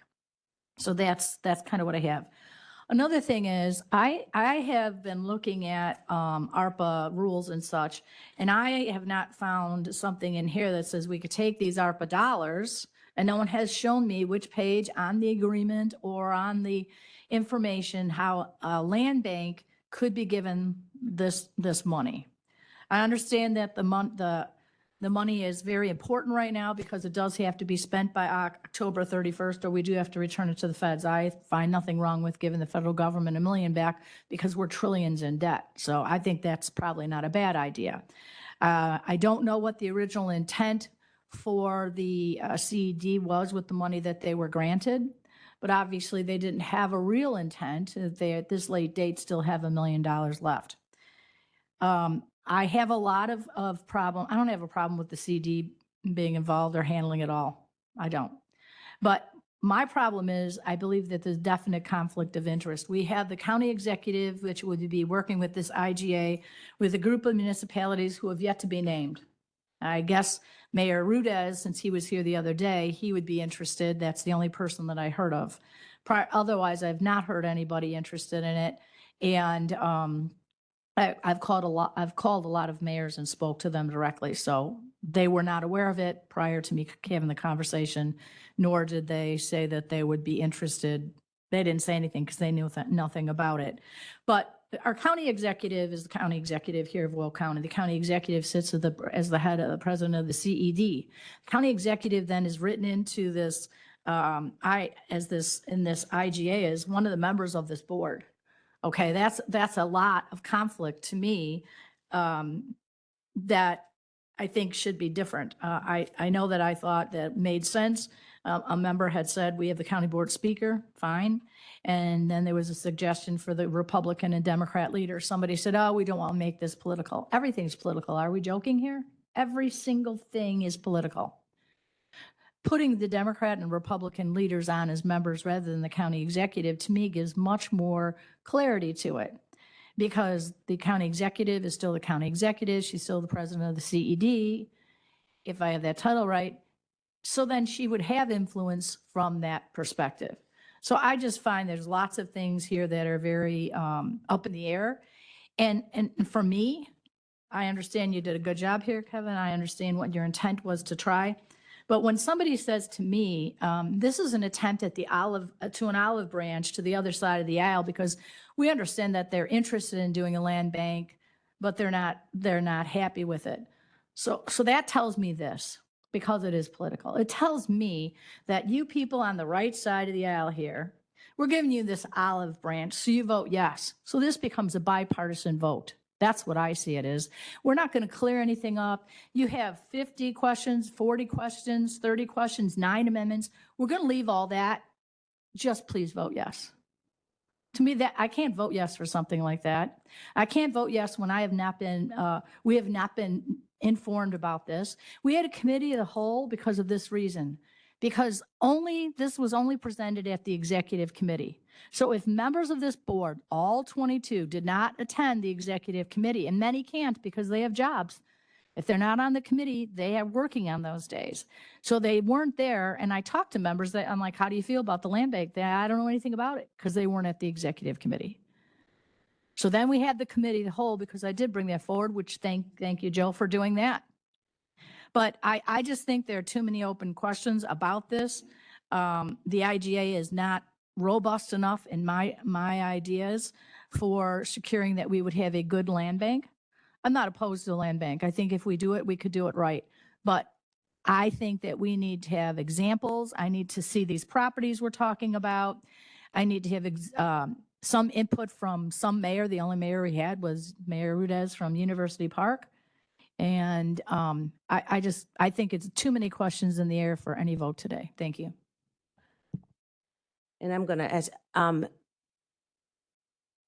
Speaker Van Dyne, again, just because there's a lot of projection here of people feeling things are sinister, I guess. I mean, again, I challenge anyone to look at my record, but again, there's a lot of projection going on here. I have no problem, and I'm sorry, Mr. O'Hare here, you pull this. Just stop it now. I mean, again, we have a lot of speakers. You're more than welcome just to drop it all, and that's fine. I think if there is concerns about the CED, there's concerns about the IGA, there's concerns, I'm just telling you, I mean, the CED is a separate entity. He has a board. And if, he can discuss with his board how, what else to do. But I have again, I'm just going on record here because for some reason people think this is me pushing this. I have no issue with you pulling this and it never coming back if you don't want it to. So just so it's on the record, I'll let you make that decision. We have a lot of speakers on it. And I don't know if people, want to listen to this all for it to fail. So I have no issue. Thank you, Madam Executive. Before I make that statement, I would just like to say that I do know of 3 mayors in District 1 that I represent that are interested, and I could probably speak for the remaining of the other mayors in southwestern Will County. I think it is a good idea, but I have zero skin in this game. Seeing and listening to the concerns of some of the members, I will remove my amendment, and then I will make a motion to remove this item from today's agenda. We have to do them in 2 votes. So first, we're going to have a motion to, Speaker Van Dyne has made a motion to remove the amendment. Is there a second? Second by Butler. Is there any discussion? All right. So are you waiting to talk on the last one? If you could turn it off, this is going to be discussion on removing his motion for the amended proposal that was sitting in front of you. So if you have comments on that, leave your lights on. If not, Member Trenier. Thank you, Madam Executive. I don't want to remove this. I'd like to do an up or down vote. I think it needs to be clear for the record what people feel about this idea of moving forward with the land bank. I did call Mr. Pryor after the first meeting we had on this. I don't even remember how long ago, maybe May or June. And I asked him, and I think it was explained that these funds that we gave him through the ARPA decision were to be used to help distressed or needy businesses throughout Will County. And I believe he may have used some of the money. That I can't say for sure, but what he did say to me was that the needs were so great, they were huge, that there really wasn't enough money to really make a difference. And so that was why, and apparently this discussion in Springfield about allowing these collar counties to now be a part of a land bank, why he brought this idea of a land bank forward. He said, if we don't want a land bank, he'll continue on to try to use this money to help a few businesses in Will County. I'm okay with that too, but I want a yes or a no vote on a land bank. Thank you. Continue with the discussion on whether or not to remove it. Member Revis.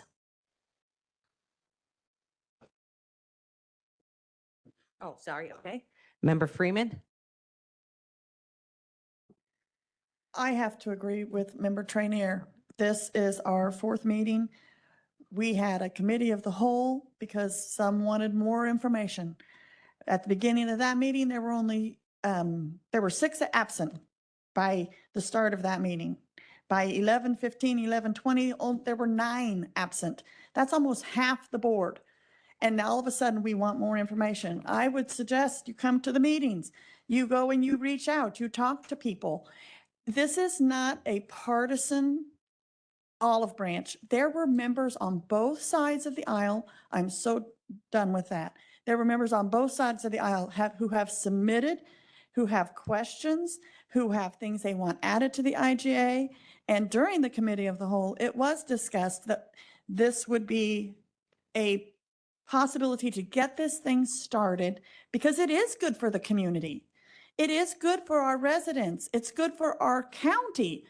And it is stated right here that everything is based on the intergovernmental agreement that has to come back to the board for approval, for final approval. So if an agency decides they want to be part of it and we create an IGA they don't like, they won't sign it. They won't be part of it. But we cannot get this thing started without a resolution to begin. And that's what this is.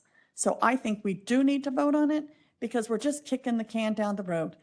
Thank you. Right. Member Richmond? Thank you. I appreciate all the effort that we've taken up till now. We did have a committee of the whole. And yes, it was during time where people were on vacation, things like that.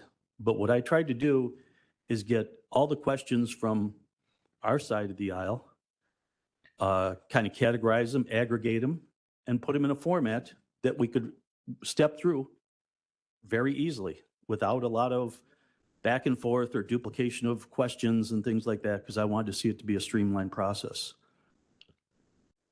And unfortunately, Mr. Pepsi showed up to discuss.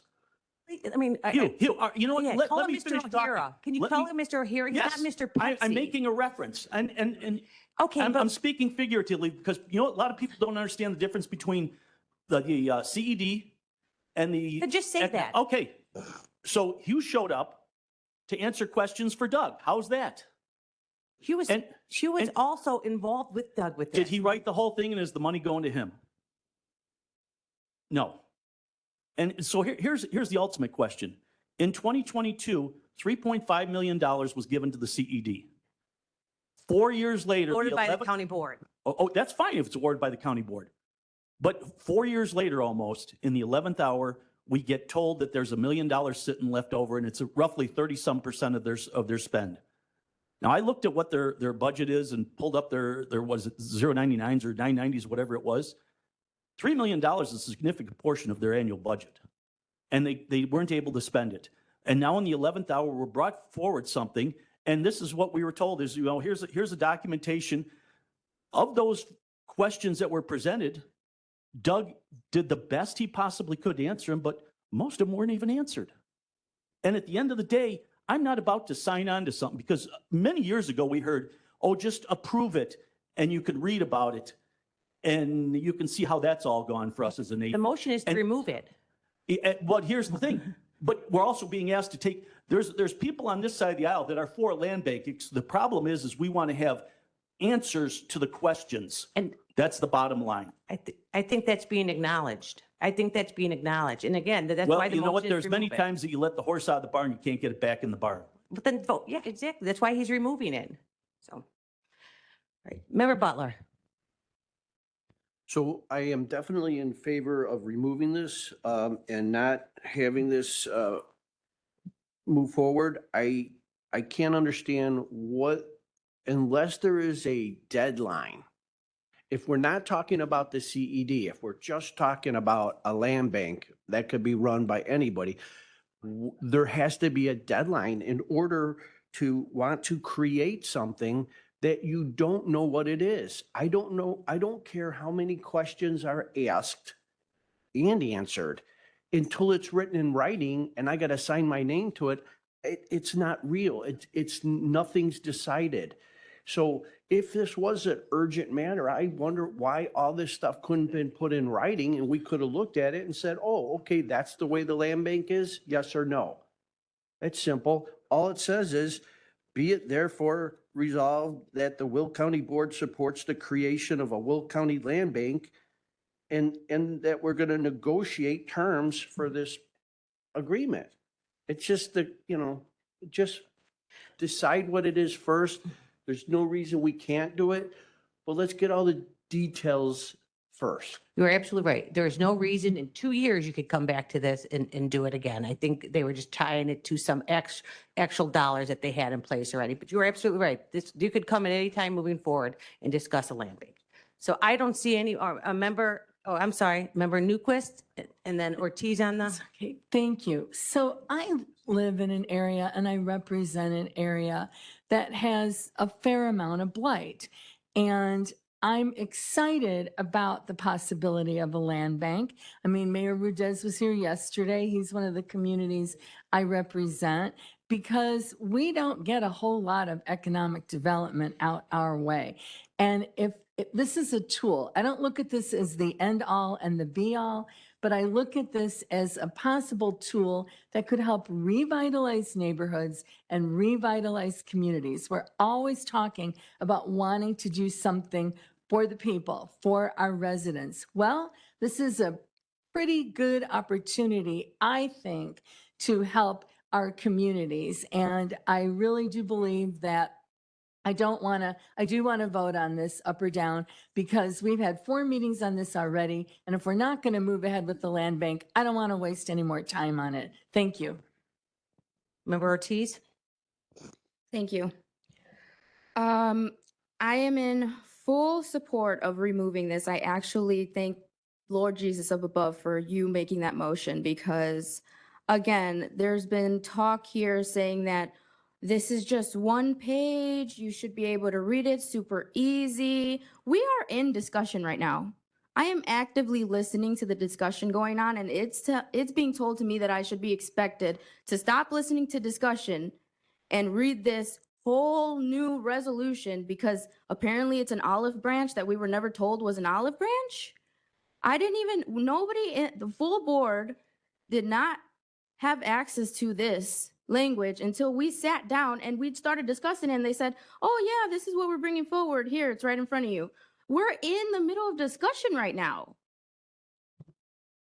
I have to listen to what is going on. I'm not going to stop listening to read this whole thing. That's just insane. The things that are said here, again, I just cannot. When we were at strategic planning 2 days ago, when was that? Tuesday? Monday, thank you, 3 days ago, it was stated by a member here in leadership that this would probably be postponed until August. I don't understand why we're trying to do a all or nothing. You vote for it if you want, if you support it. If not, just forget the whole plan. If you really cared about the land bank, you would be trying harder to work together to get this passed. Right now, this is craziness. And no, we shouldn't be expected to vote on an entire resolution that we are barely seeing during discussion. We literally have had, usually when these things are presented, we take a little break so we can read. But apparently today, this is super easy. We should be able to do, if it's so easy, why didn't we present this before the meeting? You could have shared this last night or something. I don't understand. I really don't. And again, it was already suggested that this would be pushed back to August, so I don't understand why that isn't an option. I pulled leadership into the hallway right before the meeting started, and I said, can we do a special meeting next week?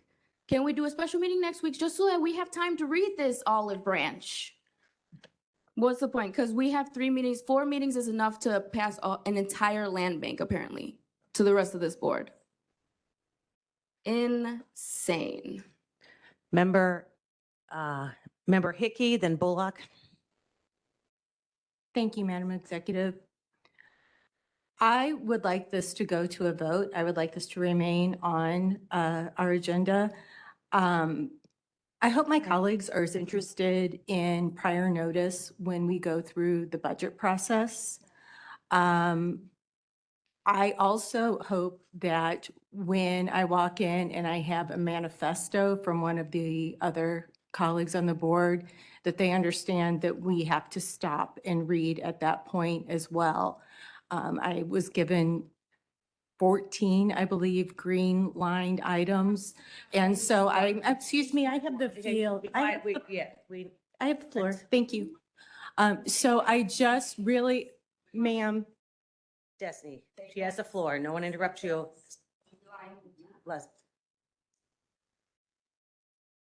I believe that there were questions about the IGA. I believe that this was a novel solution to try to make sure that we all want to move forward with this, but we will come up with how, as a group, And I think that we've been accommodated here. This is getting to be embarrassing. So I apologize and thank you, and I hope we vote on this. Thank you. Member Bullock. This one page that was, okay, a page and a eighth, that was given to us this morning, that was on our desks when we showed up for the meeting. If we were here early, it was here. Every whereas on this piece of paper is the same language as the one that we looked at the other day. It's exact same language. It may be in a little different order. It may be a little different wording, but it is the exact same content. So the only thing that is different is now, therefore, be it resolved, be it further resolved, be it further resolved. And those aren't even that different. The CED is not running the land bank. The CED is not in charge of the land bank. They are helping it to become created, and the board that is on it is the one that is going to run the land bank. We have a final say, subject to the approval of Will County Board, on the bottom of this. I don't understand what more people need. We have had meetings, we've had Doug available for email, phone call, whatever, if we were really concerned about this. I believe what we have here is an issue of trust, and we're going to let that issue of trust with one person derail us from doing things that will benefit the county. This needs to go to a vote. Mr. Butler, if you can do it quickly, please. This is your second time. I think we were done. I think we were done there, sir. So we have a motion and a second. Oh, agree. So we do have more. You're not on. So, but yes, fine. Okay, then if you're going to have to speak, we have a motion to call the question. Second. Oh, you spoke already. I'm sorry on this. Yeah, you're right. You're right. Sorry. You could speak twice. I know, but you can't call the question if you've already spoken. So sorry. Member Berkowitz. Once you speak, you can't call the question. No, if you speak at All right, that hold on, time, hold on.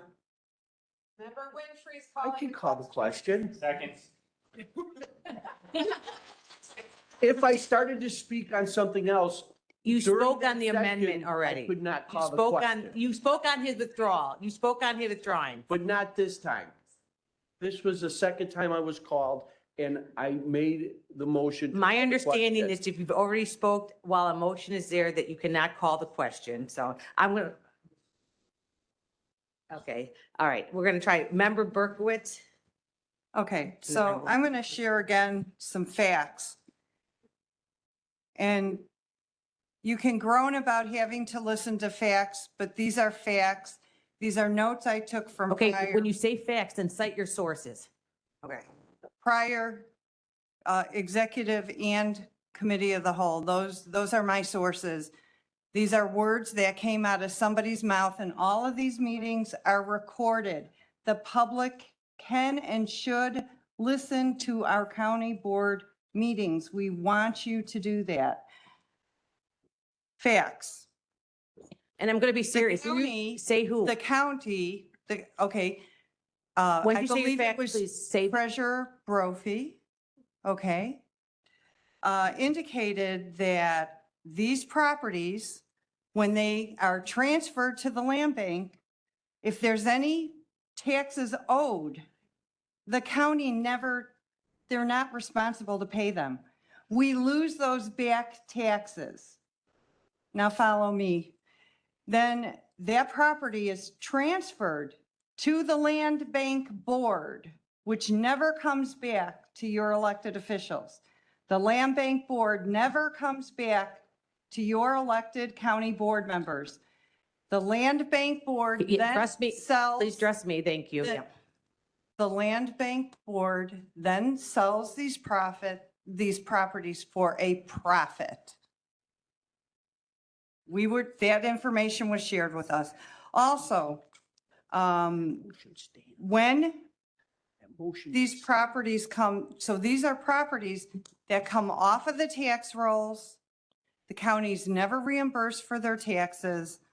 And then the land bank board receives the profits from whatever development or whatever property Member they. Berkowitz, I'm going to say, Excuse me, I'm just going to interrupt because you're I'm saying, you're speaking for talking, someone else Jennifer. and they're shaking their head. So again, I don't know if you have the accurate information. I have the treasurer's here. Would you like him to repeat what he said? No, Okay, I so don't- these aren't facts. Do They're you your want interpretation him- of what you No, heard. This is a recorded meeting, Jennifer. I know, but you can't say fact. This is what somebody else said.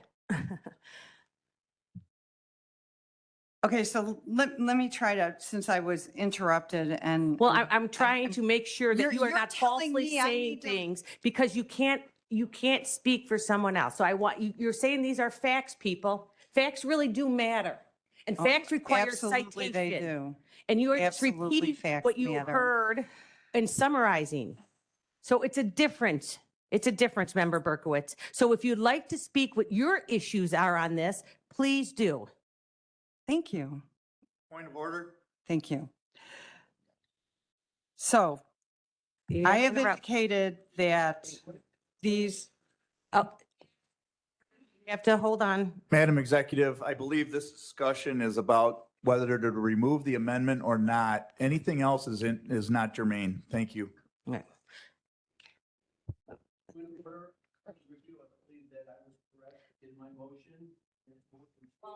I think we are ready to vote now, sir. So we are going to vote. This is the removal of the item for the land bank discussion. So, Madam Clerk, please call the roll.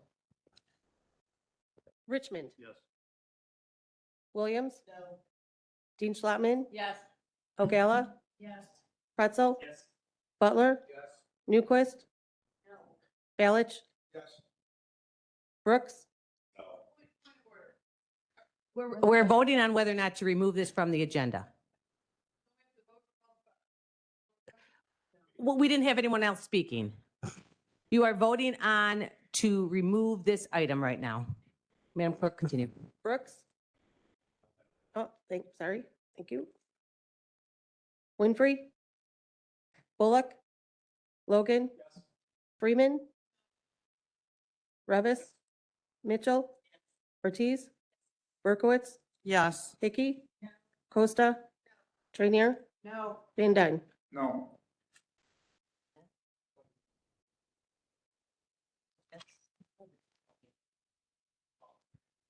It's fine. 11. 11. 11 in the affirmative, the item is moved. Thank you. We are going to move on to. Yes, sir. Oh, now we have to, I'm sorry, we have to remove the entire item now? So as I. Hold on. So we removed the amended item. So do we have to now remove the other item? So as I understand it, the way the board wanted to proceed was to remove this piece of paper, and then they wanted to vote on whether to go forward or not. Point of order, his motion was to remove the amendment and to remove the item from the, let's remove the item from the agenda. The entire That was the item. motion. Yeah, yeah. So it's removed. We're not voting. Yeah, I think it's pretty clear It's being removed. removed. Yes. All right.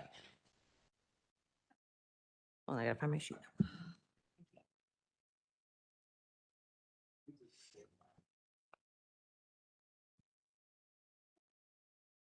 Moving on to public, I'm sorry, land use, I'm looking. Yes.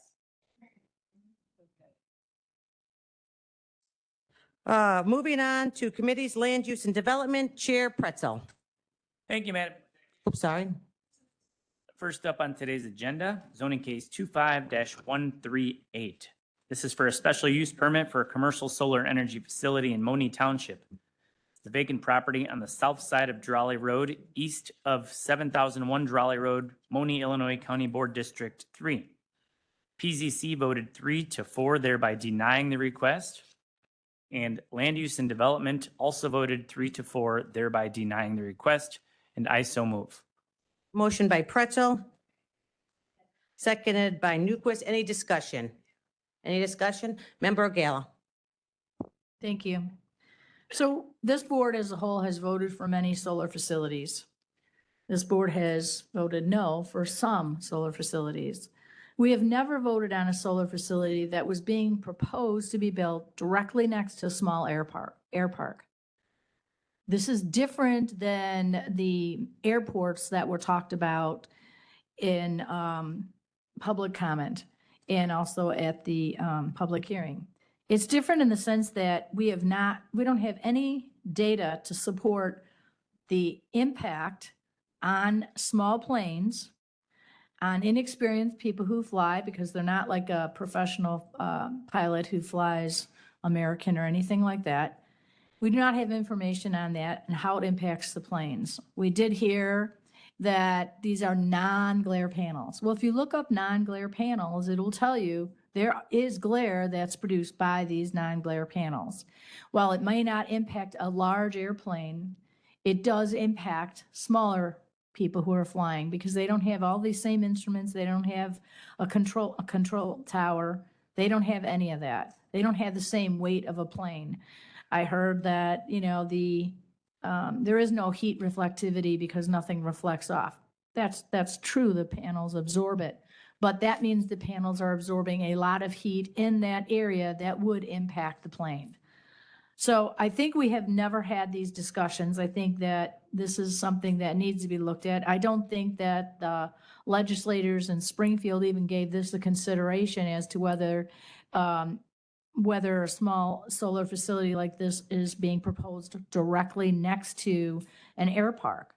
So I think there are so many unknown variables that could lead to very severe safety issues that I think that it makes the most sense is to deny this project for safety reasons that were never considered in the legislation. Nowhere in the legislation that I read does it say anything about this, and I don't believe that they even considered this because I'm not aware of another solar facility that is built right next to a small air park. Yes, there are solar facilities built next to large airports. This is a whole different dynamic, and I would encourage everybody to please vote no. Thank you. Thank you. Member Logan, then Newquist. I do agree with Member Ogalla in regards to the airplanes. But I also heard the residents. So based on that, I'm going to be a no. Member Newquist. I am hoping somebody from land use or on the committee can confirm this for me. I believe that this project was submitted to the FAA for approval and that they did in fact approve it. Is that correct? Can somebody confirm that? I'm seeing a nodding, but yeah, they're coming forward. Okay, thank you.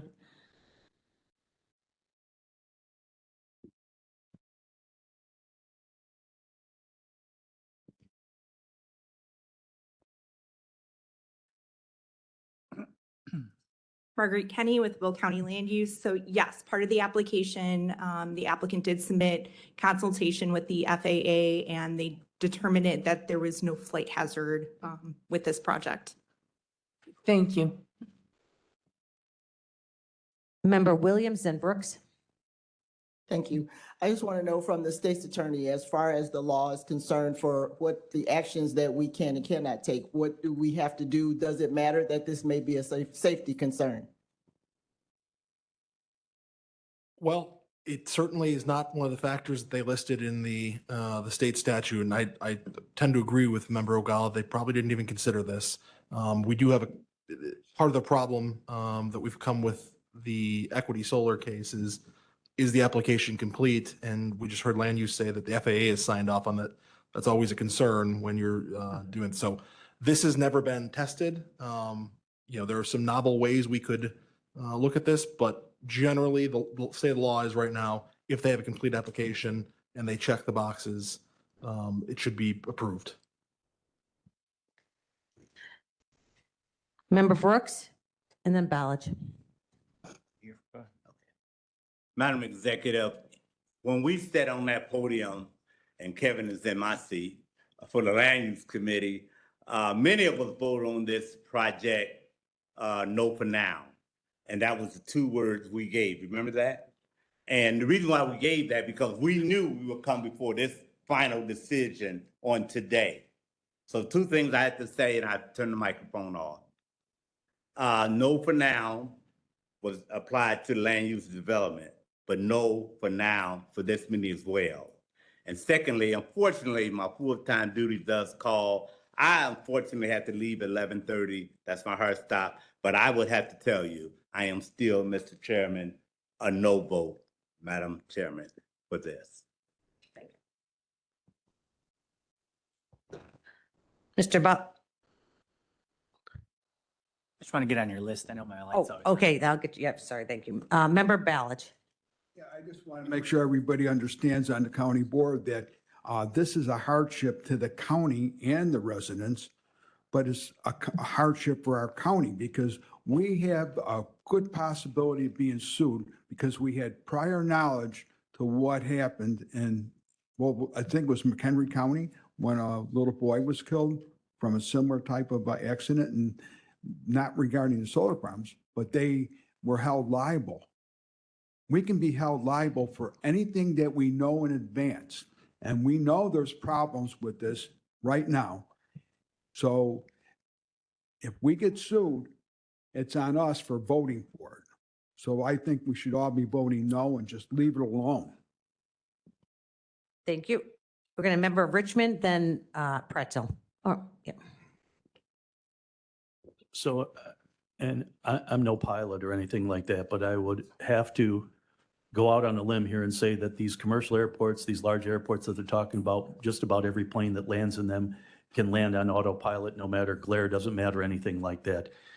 What I've heard today is there's a lot of people that are learning to fly and private pilots that don't have near the experience nor the instrumentation to be able to actually do an autopilot landing like that. So, and I believe that they probably don't even have the equipment on the ground to help them with that. So, like I said, I'm no aviation expert, but we have to take that into consideration as far as the difference between the airports that FAA is approving normally, or that they're at, versus this type of airport. Member Pretzel. Sorry. I'm sorry about that. But all right. Member Richmond kind of took my comment, but just remember, this isn't a traditional airport. This is a runway that they built homes around. Some of these residents specifically chose to live here so they can park their plane in their driveway, or they drive these planes down the street to get to the runway. This is a very, it's ripe for amateur pilots. You heard some of these people say they're teaching their kids how to fly the planes. That's why they chose to live here. These are not all experienced pilots. These are not large planes with autopilot. I just worry that an accident could happen as a result of this. And if you're the one that passed this, I mean, that would come back to you approving it. I don't see how anybody could vote yes on this one.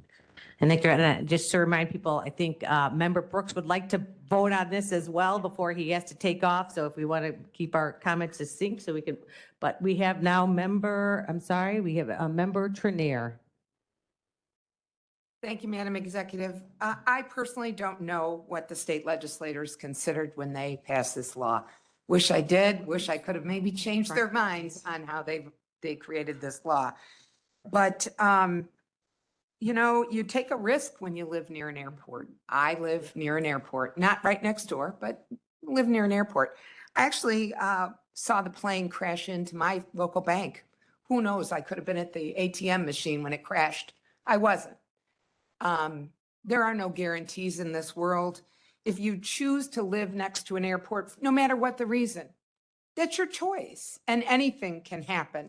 We don't have a solar facility next to our airport in Bolingbrook, but yet a plane crashed into the bank. We live in a very litigious society.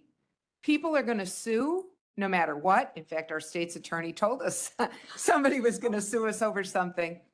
I don't. Can we have order in here, please? Can we please have order? We're having a discussion now, and thank you. What I have to say probably isn't going to change their vote, but I'm not going to wrap everybody in bubble wrap.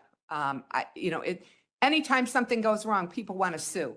They never look to themselves to look at their own. Member Trinier, why don't we hold on till we have some order in here? So that's Yeah. not going to happen.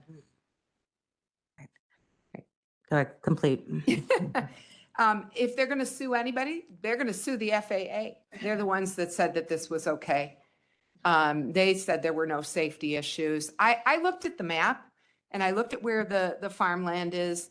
And from everything I can see, the plane taking off or landing has a greater risk of hitting a home or trees that are directly at the end of the runway or at the beginning of the runway.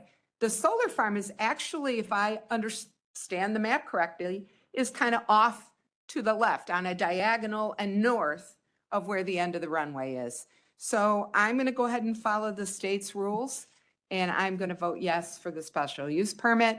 I don't believe we can stop people from suing. We've certainly been sued. We're going to continue to be sued. But the FAA didn't have any issues with this, and our state legislators said we need to move solar forward. So I'll be a yes. Thank you. Member Butler and then Ogala. So I am also not going to worry about getting sued. I am going to concern myself mostly with doing the right thing. And that is going to be foremost in any vote I make. This area suffers a lot of damage from drainage, improper drainage. And while even if this doesn't fit in a wetland, if it's above it and there's a farmed wetland below it, the water will collect where the wetland is. So anywhere you have drain tiles, you're going to have problems when they put these solar fields in. I am going to be a no on every single solar project that goes in there. I am, until we get a study and we get an understanding on what the impact is going to be on the residents and the environment. And so far, that has not been done. And I feel that is the right thing to do. And it says in the special use permit, we are supposed to decide if there's going to be any harm to the surrounding people. So I'm a no. Thank you. Member Ogala? Thank you. Can we please call the question? I don't know. I think we can call the question unless, remember, were you going to do the same thing, speaker? Okay, so we have a motion to call the question. Is there a second? Mitchell, can we please, can you please take the roll call for calling the question? We need 14 members in the affirmative. Richmond, Yes. Williams. Dean Schlottman. Ogala, Yes, to call the Pretzel? question. Yes. Butler. Newquist, Balich. Yes. Brooks. Winfrey. Bullock. Logan. Freeman. Revis. Mitchell. Ortiz. Berkowitz. Hickey. Costa. Trainier. Van Dyne. Yes. 20 in the affirmative, the motion carries. We are going to call the question. So we are now voting on item number 1. Madam Clerk, please call ordinance number 26-210. Madam Clerk, please call the roll. Richmond. Williams. Dean Schlottman. Ogala. Pretzel. No. Butler. Newquist. Balich. No. Brooks. Winfrey. Bullock. Logan. Freeman. Revis. Mitchell. Ortiz. Berkowitz. No. Hickey. Costa. Trainier. Van Dyne. No. For 15 in the negative, the motion fails. Moving on to Member Pretchell. I started taking over for you there. Sorry. Thank you, Madam Executive. Next up on today's agenda, zoning case ZC 26020. Badger Daylighting Corporation requesting a map amendment from C2/R2 to C4 in Homer Township. I do have a request from the applicant to postpone this to the August meeting, and I so move on that motion. Second, Mitchell. Motion by Pretzel, seconded by Mitchell. Any discussion on the postponement to the August meeting?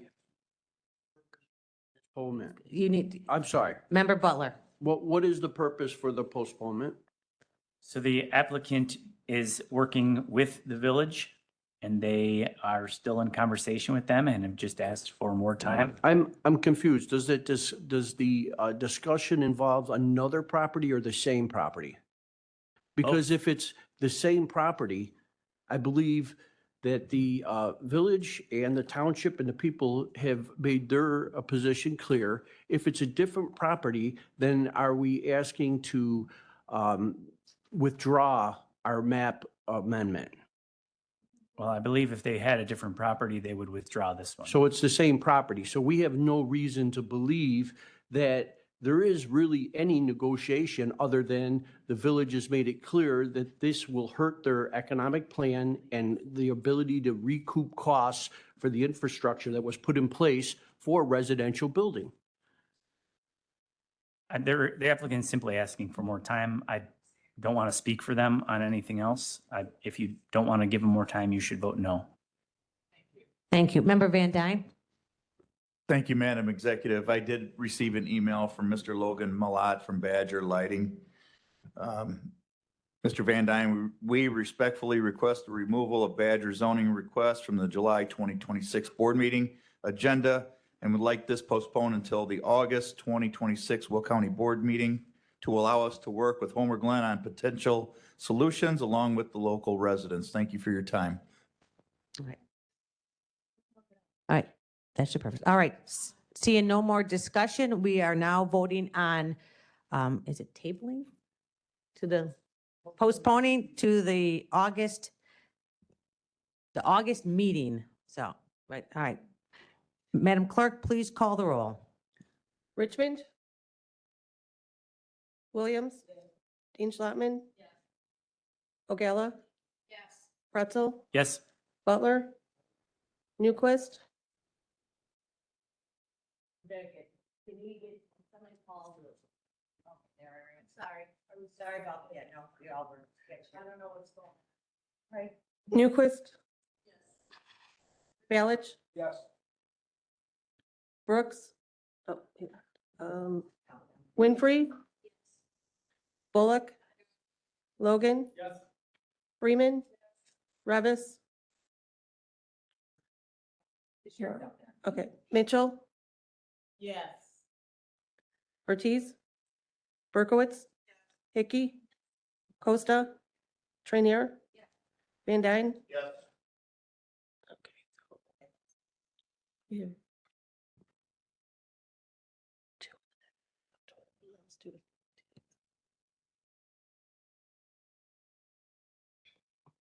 — 19, 18.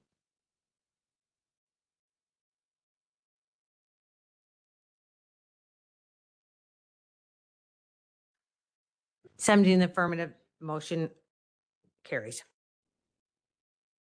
Okay, next on the agenda, zoning case ZC 26-036, special use for firearms dealership business as a home occupation in Shanahan Township at 25734 West Hickory Court in Manuka, Illinois. County Board District Number 1. PZC was in favor 7-0 and land use also unanimous 7-0, and I so move. Second, Dean Schlattman. Motion by Pretzel, was second by Dean Schlattman. Any discussion? Member Freeman.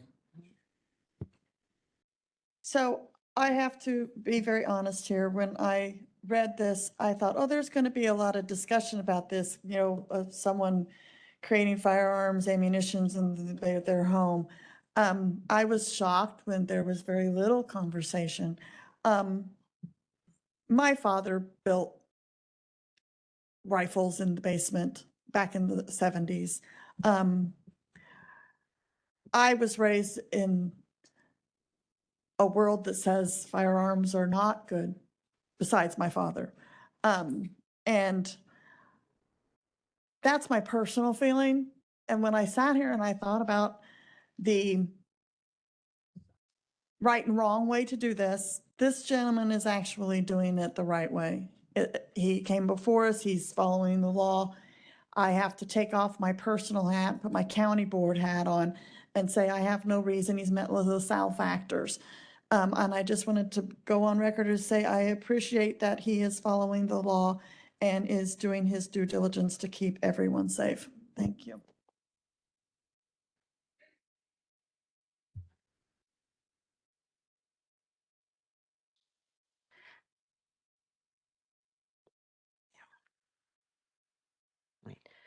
All right, seeing no more discussion, Madam Clerk, please call the roll. Very disruptive today.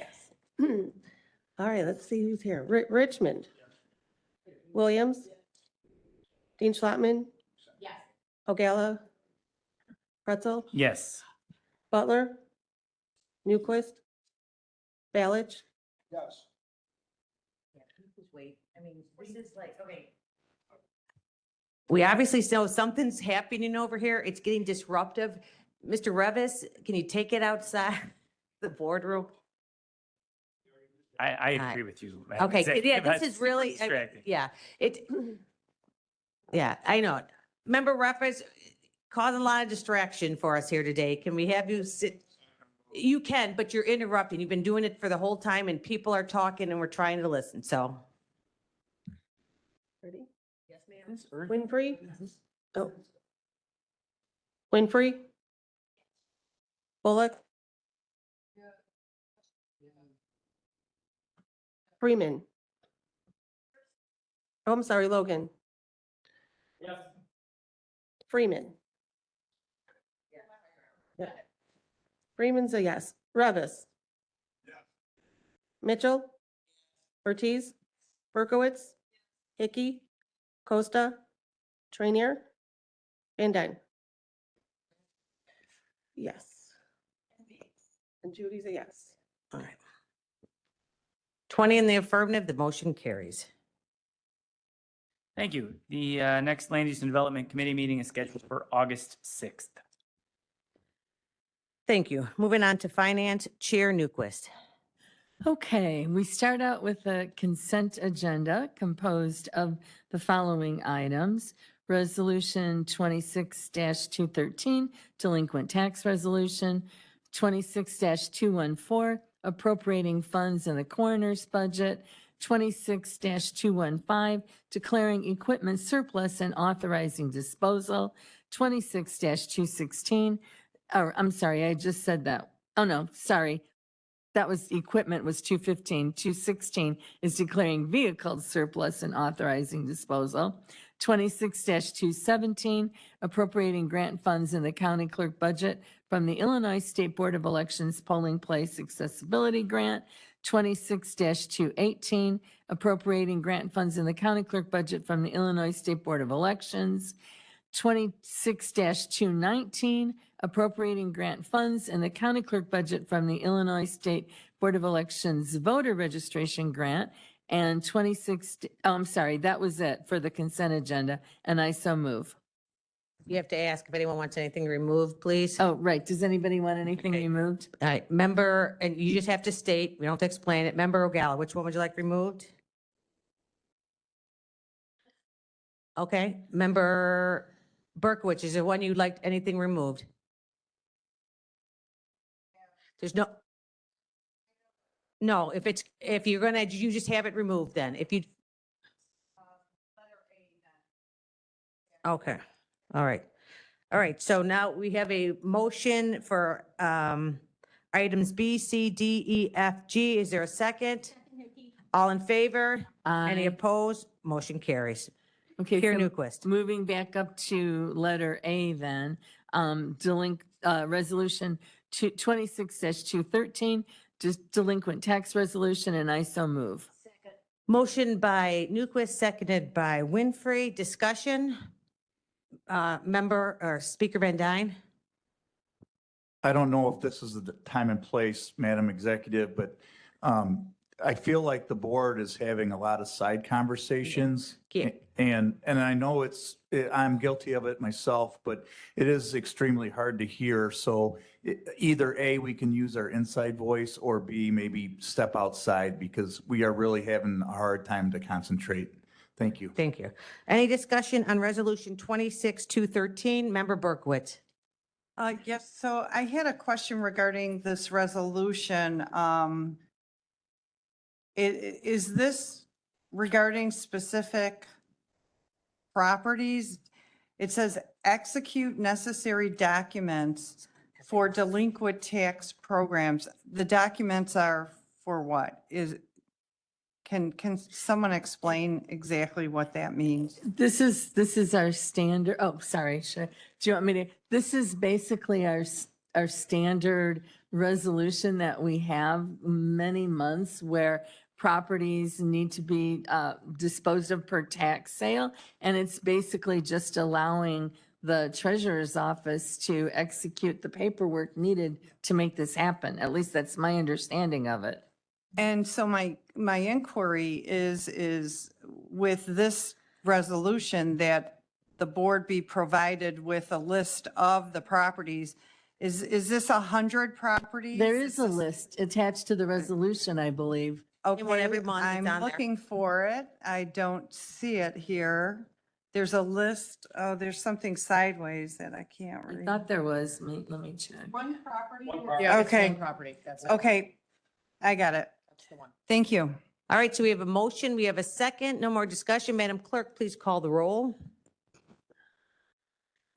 Richmond, Sorry, we're doing letter A. Under the Finance Committee. Letter A under the Finance Committee. Richmond, Williams, Dean Schlotman, Ogala, Pretzel, Butler, Newquist, Yes. Balich, Winfrey, Yes. Bullock, Yes. Logan, Freeman, Revis, Mitchell, Ortiz, Berkowitz, Hickey, Yes.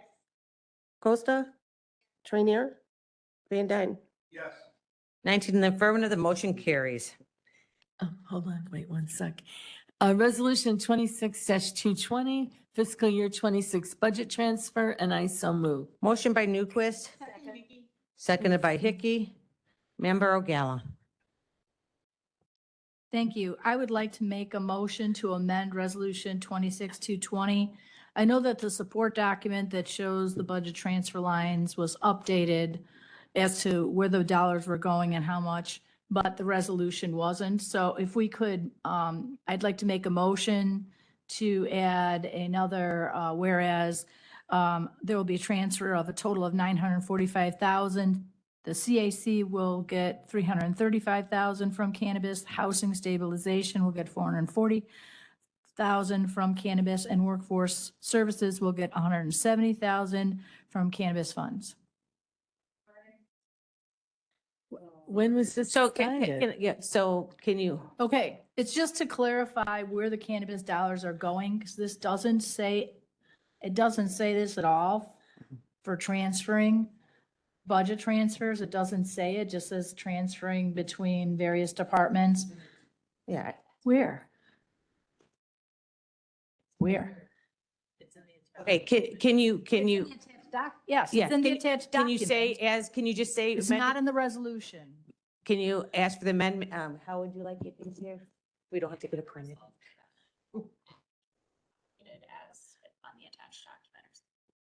Would you be willing, so we don't have to get it printed? Be it further resolved as included in the attached document? Would you be willing to make that amendment? Because it is attached. But so we it's don't have not in to- the resolution if anyone's looking at it. All right. It's pretty clear. It's in the attached document. It's just clarifying it. There's no change to it. Okay, then it would be as, be it resolved then. You'd have to have you'd have to have your amendment and the, be it resolved. Be it resolved. Okay, so we have a motion to put what is in your attached document in the actual resolution. Is there a second? Second Ortiz, any discussion? Oh, do you want it in? Two. It's fine. Well, it isn't, well, okay, they would, okay. So Member Freeman, you had a, Member Freeman? No, they don't. Pardon? No, they Would don't. it, please make what was your request? Well, we're supposed to provide any amendments in writing. Okay, all right. So are you requesting in this in So writing? what exactly is her Pretty amendment? easy. She, Could we please be yeah, quiet? can we, I know, like, seriously, you know, we We know have Revis something's again. happening here, Mr. Revis, and can you please sit down? Like, we're trying to do official business here. So we're gonna take, well, I'm gonna be highly, I'm highly suspicious of that, but, so we are gonna take break, well, because she would like it in writing, all you're gonna do, if, Can you give? so me we're what gonna it get in is? writing, while we take a break anyway, all right? So we're gonna return, how much time do you need there to get, she would like what's the attachment in the resolution where the whereas, so.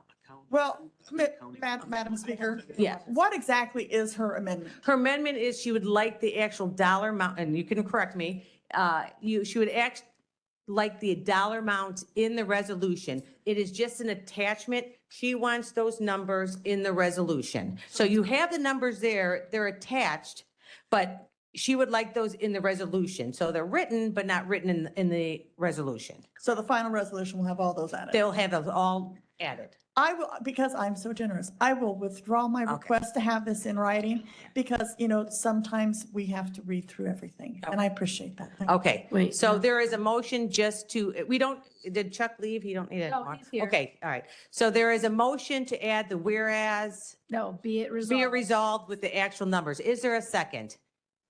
Second, and, oh, we already said that. I'm sorry. So we already had a motion second. Madam Clerk? Discussion. Okay, yes, we can still discuss. Madam Newquist. Madam Newquist. Oh, it turned off. Oh, I went off. That's weird. Sorry about that. Are we talking about adding the total, the 945,000, or the individual components? So what are the individual components? They're on your again? attachment. They're in I your don't attachment, s- but I I will don't let see them. That's why. Member O'Gala, will you please reread your amount? Yeah, the fiscal 26 budget. It's on the Just- attachment, but just- yes. Oh, it I'm will. sorry. I didn't move Okay, over forget it. far Doesn't need enough. 'em. Okay, got it. My question's been resolved. Thank you. Thank you. All right, very good. Member Berkowitz, discussion on the amendment. Oh, you're fine? Okay. All right. So we have a motion, we have a second. Madam Clerk, please call the roll. Richmond. Williams. Dean Schlattman. O'Gala. Pretzel. Butler. Newquist. Yes. Balich. Winfrey. What happened? to Bullock. my- Logan. Freeman. Revis. Mitchell. Ortiz. Berkowitz. Hickey. No. Costa. Trainier. Van Dyne. It wasn't, we're no. Did already vote no. You did vote, okay. All right. So So- 18 to 1, I think. No. Do we have 19? Yeah. 19 in the affirmative, the motion carries.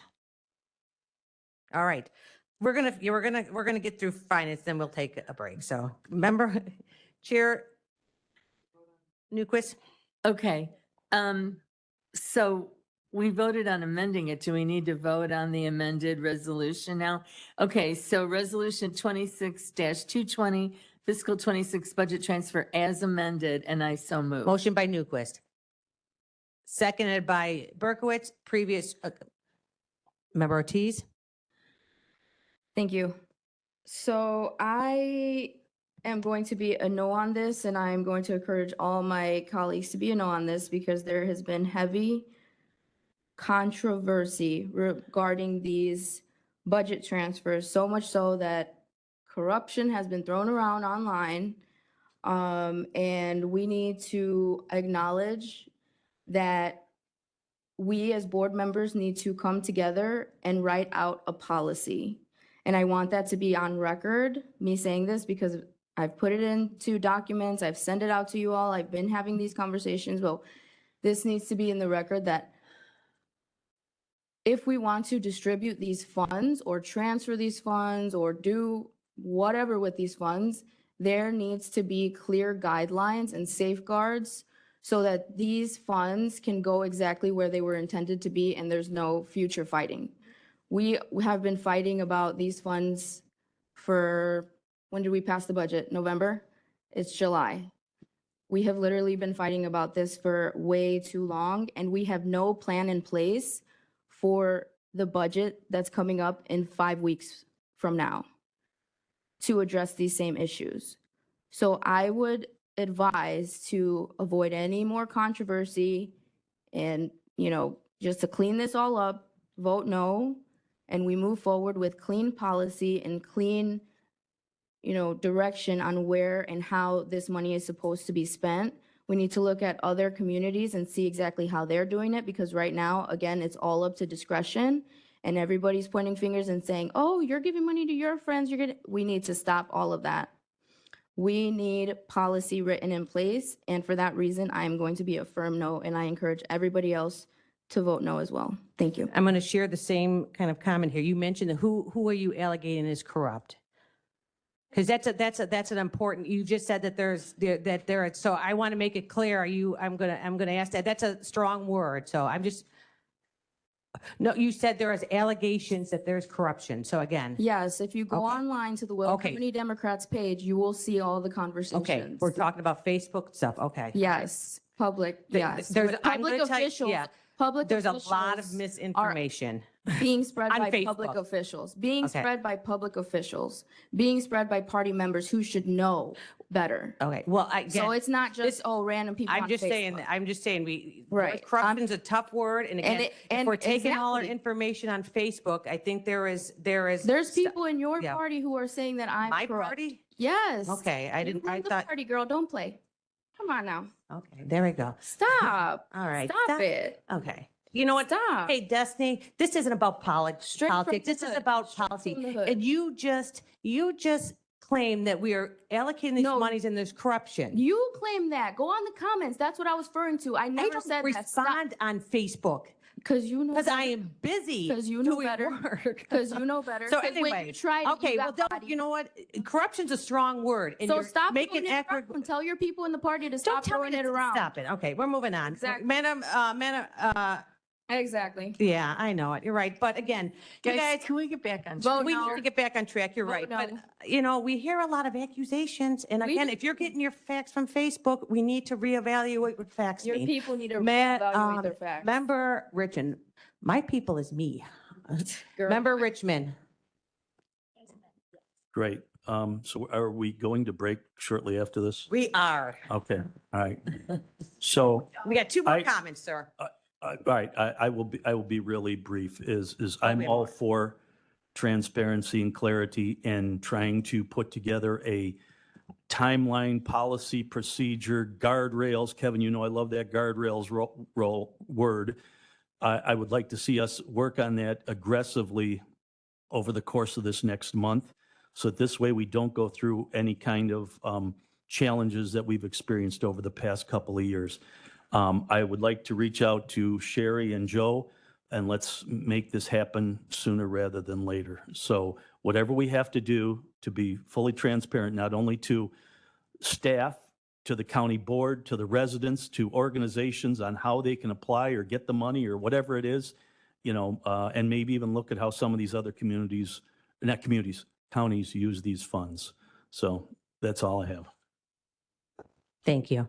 I will say yesterday, I did talk to Leader Newquist after a meeting, and I said, I think you either need to make a decision where it's clear that these because it seems to be what the fight is all about, is just that little pot of money. You either decide to put it back in the general revenue, or you create a resolution of what you want to spend it to. And I am all for that, because I agree, this is a lot of time on a little bit of time and a little bit of dollars in the big scheme of things. Important dollars, but I completely agree that we have to either just make that decision on the board.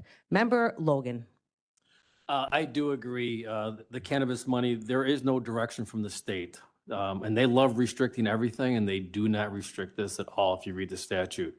And it's $2.5 million. So it is a lot of money. I would love to see a resolution on how we actually spend this. So I am with Member Ortiz in getting that resolution. Member Hick. Thank you. Just really quickly, I recall that when we had the presentation, that there was some concern that a couple of the entities needed the money. That was what brought about the transfer. Is that still the case or? Yes, yes. So those are the the three that Member Ogala has asked to be allocated exactly what, yeah. Okay, all right, thank you. Member Ogala. Yeah, so cannabis at the end of last year, at the end of every year in the budget, cannabis dollars are appropriated to various different organizations or uses by the county as we choose to do, as we can do. And this is just moving them out now. I don't know why we don't do it earlier. I'm not behind all that. I don't know why. But everybody who applied for a cannabis and who actually, everybody who was given dollars via the budget vote at the end of the year had a need that was not addressed in any other manner. And so or an additional need. So like the CAC, they wanted additional dollars to help do what they do.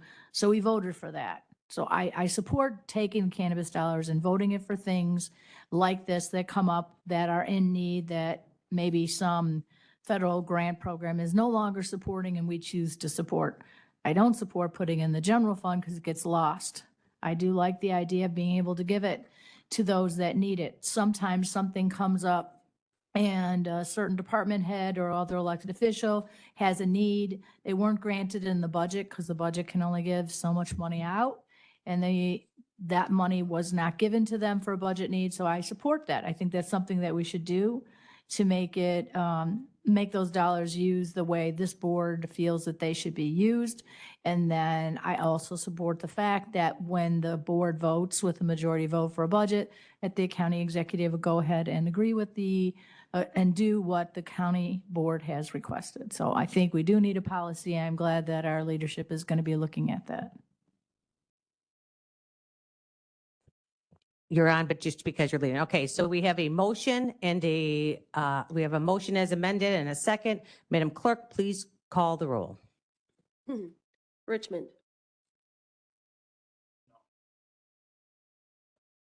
Williams. Dean Schlottman. Ogala. Pretzel. Butler. Newquist. Yes. Balich. Winfrey. Yes. Bullock. Logan. Freeman. Revis. Mitchell. Ortiz. Berkowitz.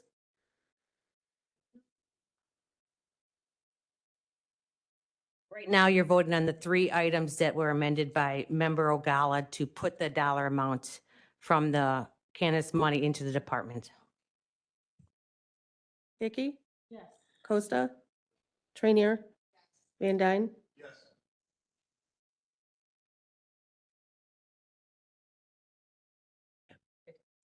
15 in the affirmative, the motion carries. All right, number 3, we have a couple of monthly finance reports attached for your reading pleasure. And our next Finance Committee meeting is scheduled for August 4th, 2026. Thank you. All right, very good. I think we have a request to take a little break. 15-minute, okay? 15-minute breaks. We'll see you at 12:15.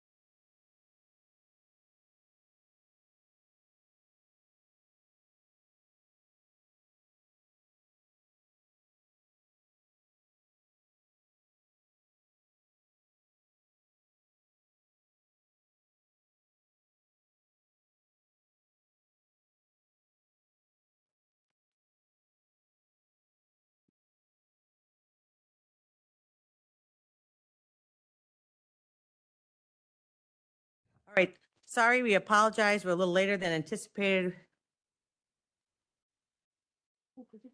So, we are only on item number 15. We are going to move on to Public Works and Transportation Chair Trinier.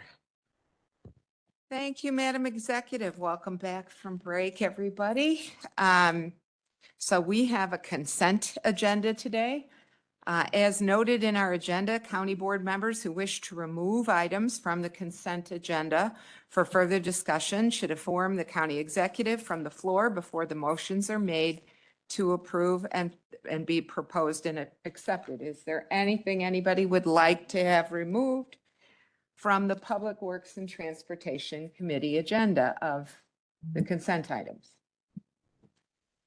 Okay, hearing nothing, we're going to go. Letter A, Resolution 26-221, authorizing approval of second supplemental professional services agreement with Alfred Benish and Company on 80th Avenue from 191st Street to 183rd Street, County Board District Number 4.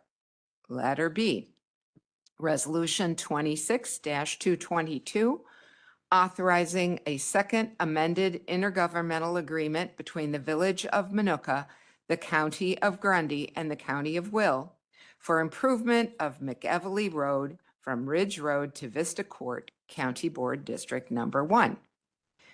C, Resolution 26-223, providing title commitment reports for use by county from Wheatland Title Guarantee Company for Bluff Road from I-55 West Frontage Road to US Route 6, County Board District Number 1. Letter D, Resolution 26-224, providing title commitment reports for use by county from Wheatland Title Guarantee Company for County Line Road, Illinois Route 50 to Illinois Route 1, County Board District Number 2. Letter E, Resolution 26-225, confirming award of contract to PT Farrow Construction Company, let on June 17th, 2026, Schoolhouse Road to Shizer Drive, Safety Improvements, County Board District 4. Letter F, Resolution 26-226, confirming award of contract to Vulcan Materials, let on June 17th, 2026, Will County Road District Materials Aggregate, County Board District Number 2. And I so move. Motion by Trinier, seconded by Hickey. All in favor? Any opposed? Motion carries. Our next Public Works and Transportation Committee meeting is scheduled for August 4th at 9 a.m., and I hope that you will all attend. Thank you. Thank you. Moving on to Public Health and Safety, Chair Butler. Okay, thank you, Chair. Let me see. Our next meeting will be held August 6th, and we have nothing to move forward. Thank you. Moving on to Legislative Committee. I believe Chair Winfrey had to leave, and the Vice Chair is Member Berkowitz. Are you the Vice Chair? Oh, Member Aguila. Sorry. I forgot that Denise left to catch a plane. Okay, we have one resolution to bring forward today. It's Resolution 26-227, opposing increases to truck sizes or truck weights outlined in the Federal Surface Transportation Funding Package, and I so move. Motion by O'Gala, seconded by Freeman. Any discussion? Member Trinier. Yeah, I just have a question. We've been opposed to this for a number of times. Why isn't this just a part of our regular federal agenda? So it is, but it's also going to be discussed at NACO, and this gives a resolution that also supports Denise when she's in NACO. So it just reiterates our federal legislative agenda, and we have a resolution to support it. So this is different than our regular. It's the same, okay, but it's going to go before the board when you're in NACO, you know how they have the different breakout groups. So this resolution supports Denise when she's in DC to say we passed a resolution in support, in opposition. Well, New Orleans, actually, but I just don't understand why she wouldn't just read it out of the book. I'm just curious, that's all. It also is part of the next surface transportation bill. It's in the bill. So we want to tell them that we, in Will County, we don't support it. I know our director of of highways, he doesn't support it. I don't know that many support it, so. I know, and they keep putting it in the surface They keep doing it. transportation. I don't think this is the first time. So I thought it was kind of odd that we were doing a separate one for it, and I kind of wanted an explanation, and you've explained it, but it's clear as mud to me, because I would have just assumed that you would just take the federal agenda and read the thing. So, okay, thank you. Thank you. So there's a motion and a second. All in favor? Oh, do we have a previous already?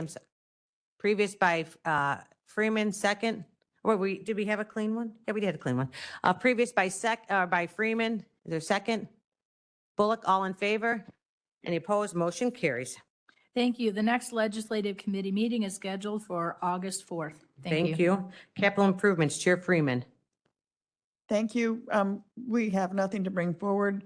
Next capital and IT committee meeting will be August 4th. Thank you. Thank you. The Chair of Landfill. All right, Member Hickey? I'm vice chair. I'm not Vice trying Chair, to yep. do a mutiny here. We did not have a meeting in July. Our next landfill committee meeting is scheduled for August 11th. Thank you very much. Thank you. Finally, Executive Committee, Speaker Van Dyne. Thank you once again, Madam Executive. We do have a consent agenda. If any member would like anything removed, and this does not include the appointments by the county executive, now is your chance. All right, so. Member Gala has her light on. Oh. Yeah, just because I have a couple questions about item C and item D that weren't clear to me when we had the meeting. I would like to have C and D removed from the consent agenda. I understand letters C and D need to be removed, so I will continue with the rest.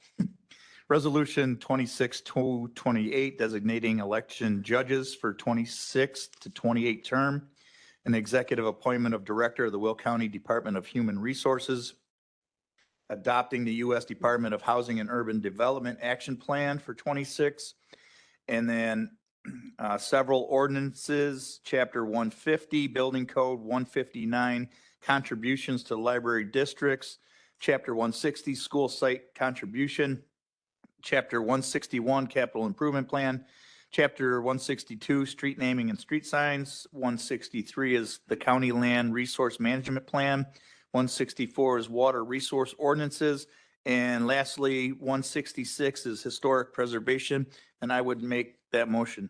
Motion by Van Dyne, seconded by O'Gala. All in favor? Aye. Any opposed? Motion carries. Resolution 26-230, the resolution adopting successor collective bargaining agreement between the County of Will and ASME Council 31, Local 1028 for the executive branch, and I move. Motion by Van Dyne, seconded by Hickey. Now, before you ask your questions, Member O'Gala, is there any, do we have to go in executive session for this? Okay, well, okay. Member O'Gala. Okay, so I took time to read through both of the agreements, and then I forget our negotiator's name, forgive me for Mike. that. Oh, there he is. I didn't even see you come up. I asked him some questions outside, so he kind of clarified for me why they are written and are not exactly the same. So that was cleared me up. My only question is, with these bargaining agreements, are we also agreeing to like a pay schedule? Because I never saw anything in the agreement, is just the agreement. Like if you go to a restaurant and see a menu, but there's no prices on it. I want a sub sandwich. So that's just my question. I don't know. So I can tell you, obviously, two different agreements. The executive contract will have different pay schedules. They were being worked on, but essentially, the total increases we've made pursuant to your authority given to us by the board, which we're actually below what the authority that you gave to us. The increases are 3.5%, Don? Yeah, we would rather go on, yeah, we're going to talk, actually, we probably should go into executive. Okay, Yeah, because I'll make a motion, go into executive we session. do it right in the middle. You can do that. Okay, so we have a motion to go into executive session by member Ogala, seconded by Trenier. Madam Clerk, call the roll while people start exiting. Richmond? Williams? Yes. Ogala? Yes. Pretzels? Yes. Butler? Newquist? Yes. Balich? Yes. Bullock? Logan? Yes. Freeman? better safe. Freeman?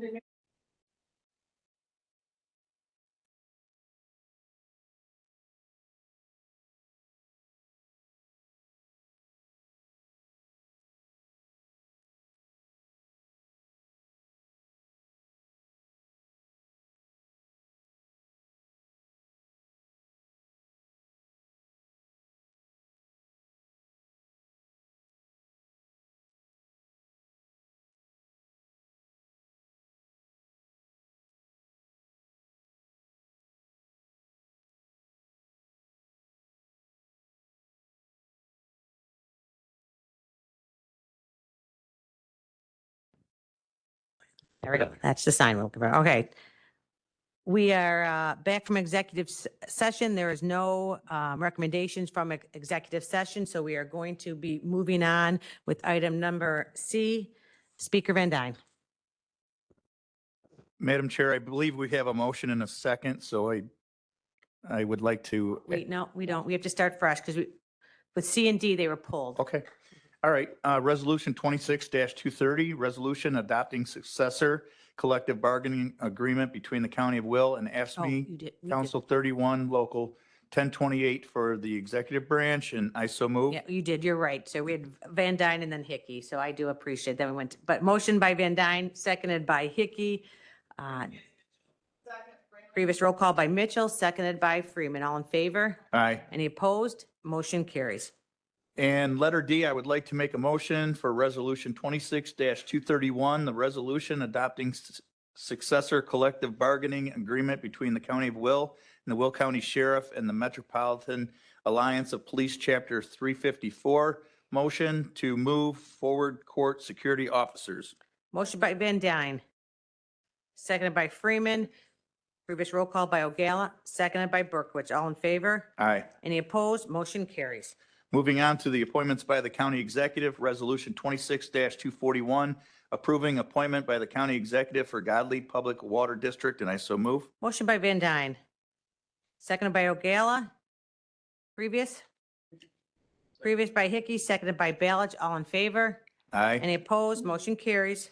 Resolution 26-242, approving county executive appointments to the Historic Preservation Commission of Will County, and I will make that motion. Motion by Van Dyne, seconded by Freeman. Previous roll call by Balich. Seconded by Hickey. All in favor? Any Aye. opposed? Motion carries. And lastly, resolution 26-243, approving county executive appointments to the Board of Review of Will County, and I would like to fob this over to Leader Richmond. Thank you. Motion, put on. I'll make a motion to put it on the floor. Motion by Van Dyne, seconded by Ogala. Member Richmond. Thank you very much. I know there's been a lot of discussion about this, not only in these chambers, but out in the public and that. And what I'd like to see us do is take a breather. Let's understand everything that's going on and move this to next month's meeting so that this way we can better understand everything. I did have this conversation with Speaker Van Dyne and that, and I think that would be the prudent thing to do. From what I've understood then from Jennifer, your office, is this would not have any negative impact on the county and or any of the initiatives at the Board of Review at this point in time. They've already been in place, and the only way that new people would have to be appointed before these people could be removed. So fair statement so far? All right. So I just wanted to give everybody understands where we're at and what we're doing, and everything's pretty transparent. So what I'd like to do is make a motion that we move this to the August meeting. Second. So we have a motion from Van Dyne to postpone to this August meeting, seconded by O'Gala. Previous roll call by Mitchell, seconded by Ballich. All in favor? Any opposed? Do we do it right? Is that clean? Madam, I put the motion on the floor. I believe Mr. Richmond made the motion to have it moved to August, Okay, I'm sorry. with the seconded by Mitchell. Maybe we got two motions or one? I think you just put it on the floor and then I amended it. You Are amend. you, Yeah. are you? We- Aye. That concludes the county executive committee's report. Thank you very much. Thank you. We're moving on to public comment relevant to matters under the jurisdiction of the county. I see we have someone patiently waiting. Thank you very much. Thank you, thank you. I wanted to respect the agenda and not speak out of turn. So good afternoon, Chairwoman, members of the Will County Board and the County Executive. My name is Crystal Adams, and I am here on behalf of the residents of Preston Heights and those served by the Southeast Joliet Sanitary District. First, I want to thank the county for recognizing the seriousness of our water infrastructure challenges and for committing approximately $15.6 million toward improving our water system. We appreciate that investment because it acknowledges what our community has been living through for far too long. However, I ask that you guys consider one important question. Can our community afford to wait 10 years? Okay, since February 1st, our community has experienced 33 water main breaks, and that is since the city of Joliet took over managing the water system. That's 33 times our infrastructure has failed the residents who rely on it every day. Families have repeatedly gone without running water for hours, and in some cases, more than 24 hours. During those outages, parents cannot bathe their children, prepare meals, flush toilets, wash their hands, or care for elderly loved ones and those with medical needs. Businesses lose revenue, and residents are left wondering when the next outage will occur. The Will County Board recognized this crisis more than a year ago, and on May 15, 2025, the board voted to support dissolving the Southeast Joliet Sanitary District and transferring its failing water system to the city of Joliet. Then on January 15, 2026, the board approved the intergovernmental agreement, the IGA, I learned that today, okay, committing that $15 million that I mentioned through a combination of federal ARPA funds, community development block grant funding, and county resources to improve the water and sewer infrastructure serving about 800 residents.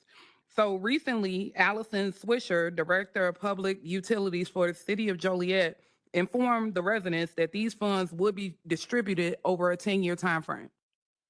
If the county recognized the urgency of this crisis over a year ago and approved the funding in early 2026, I respectfully ask, why are these improvements being stretched over a 10-year timeframe while our community continues to experience repeated water main breaks? I would also like to address something discussed during today's meeting. The board stated that there are remaining ARPA funds and discussed the possibility of using those funds to establish a land bank. That raises an important question. If ARPA funds are still available, why isn't addressing the Preston Heights water crisis the county's highest priority? Safe drinking water infrastructure is an eligible use of ARPA funding, and if funding is available for new initiatives, then residents deserve to understand why those dollars cannot be used to accelerate critical water infrastructure improvements in a community that continues to experience repeated system failures. So today, I just asked that the board to answer these questions. How much ARPA funding still remains? Are those funds already legally obligated? Or is there flexibility to direct additional funding towards Preston Heights? If those funds cannot be used for our water system, what specific legal or financial barrier prevents that from happening? Finally, I respectfully ask the board to work with the city of Joliet to determine where the funding and construction can be accelerated, prioritize replacement of the water mains with the highest failure rates, pursue every available state and federal funding opportunity, and provide residents with funding. I'm sorry?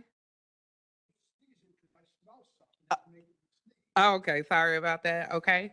And just pursue every available state and federal funding opportunity and provide residents with regular public updates on funding, project milestones, and expected completion dates.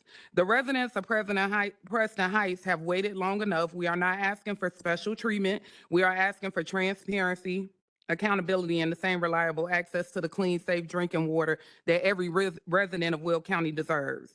After 33 main breaks since February 1st, we have earned more than temporary repairs. We deserve a permanent solution, and we deserve it with urgency. This crisis demands. Thank you.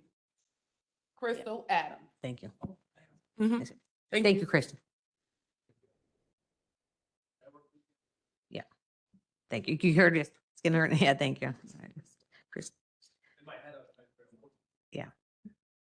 And I will just announce at this time though that Joliet is having another informational meeting with the residents on July 30th.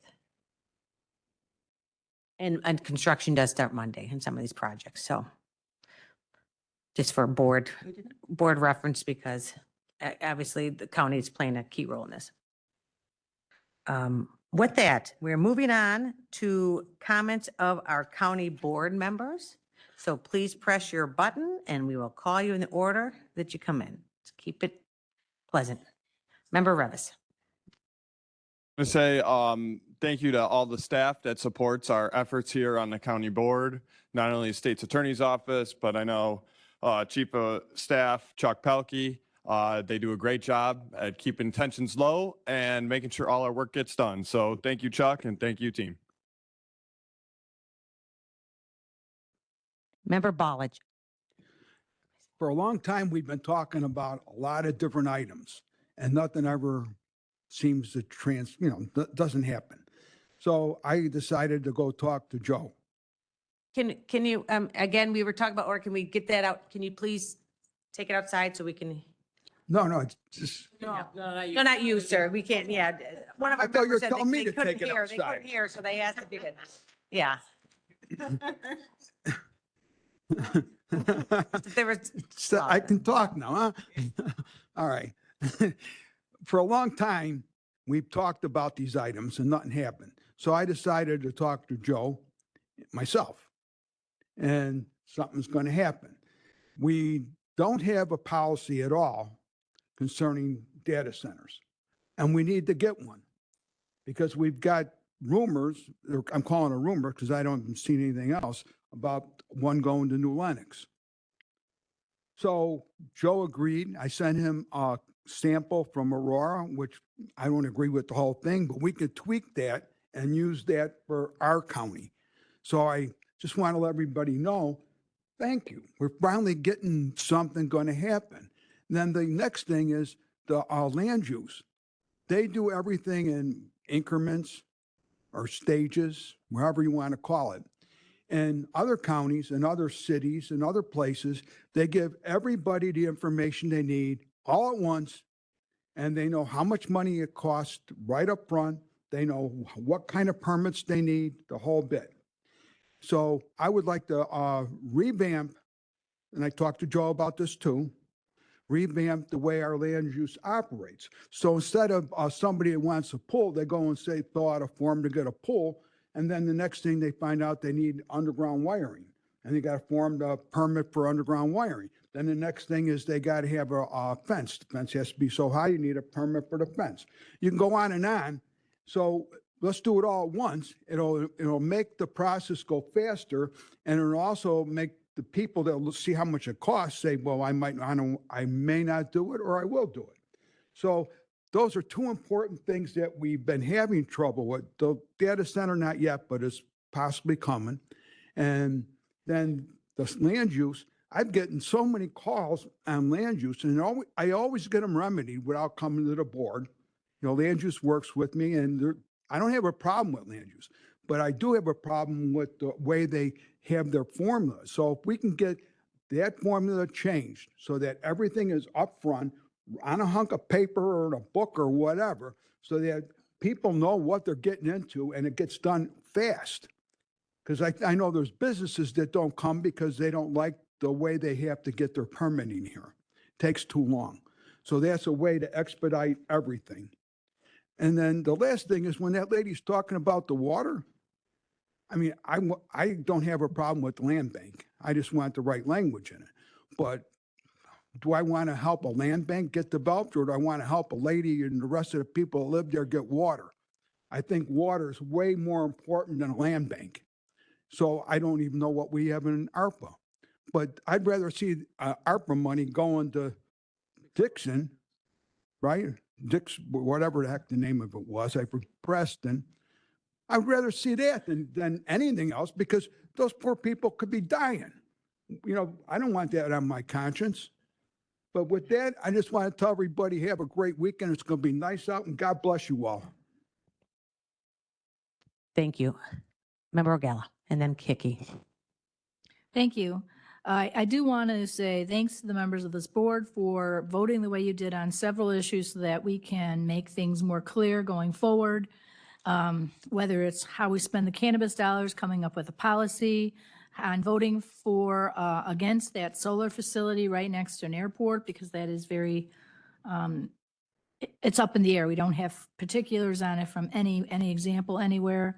I appreciate you guys voting for the budget transfer. I just want to make it very clear in that I know we do budget transfers all the time, but this one I felt needed to be very clear so we know which things were being moved from cannabis to where they were going, because it's not clear with just giving a certain amount of money. So I appreciate all of that, and thank you so much. Thank you. Member Hickey? I just wanted to quickly say thank you to the Will County Sheriff's Office. I don't know if you've seen, they have some new wraps on some of their vehicles that feature autism. And I just think it's great that they are showing their commitment to autism awareness and autism-informed training and making sure that they meet everybody in the community where they are. So thank you. Member Trunier?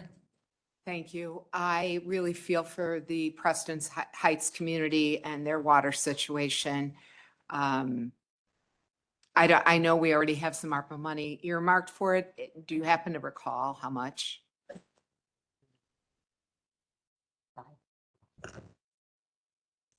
And I'm going to give an estimate about 5 million. Yeah. And I'm happy to talk after with anyone who wants to I thought it was kind of know the pretty big big picture of it. It is I agree. It's a long-term project because it's about a 15 million, and we only get so much. We put in what we could for ARPA. You only get so much money a year from CDBG, as members of that know. So I'm not disagreeing, but we recognize that we would like this to be more hurried if possible. No, I feel for the whole community. I live in a community that panicked about water at one point, and they made a decision to sell their water company. And that continues to haunt us. We had a several-hour ICC complaint meeting on Tuesday.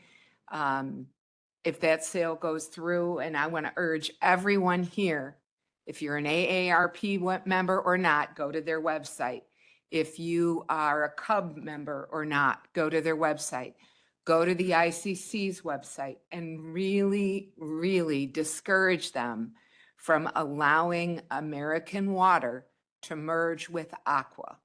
They will then own 90%, over 90% of the private water companies in this state, and they will squeeze the lifeblood out of us. They are already doing that. I mean, I'm sure we have a board member that could talk about his water bill in Homer Glen.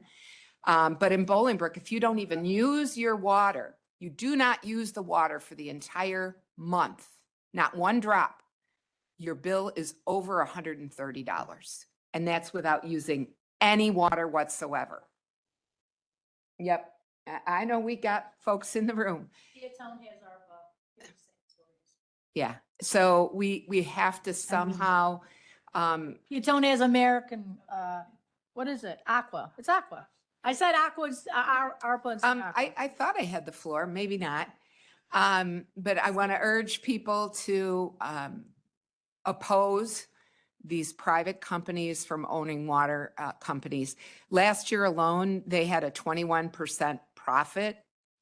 Their top 7 officials at at American Water were paid over $27 million in salary for 7 people.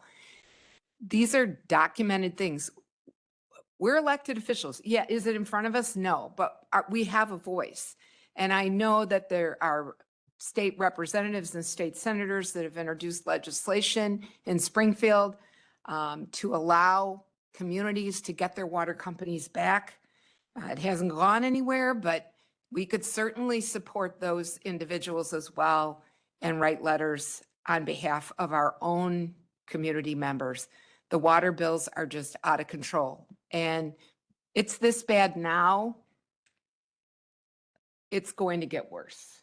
It's going to get worse. As things change in the country, people are likely to move closer and closer to the Midwest, and then water is going to be even in that much more demand. So I want to urge everybody to use your voice, contact CUB, contact AARP, and contact the ICC.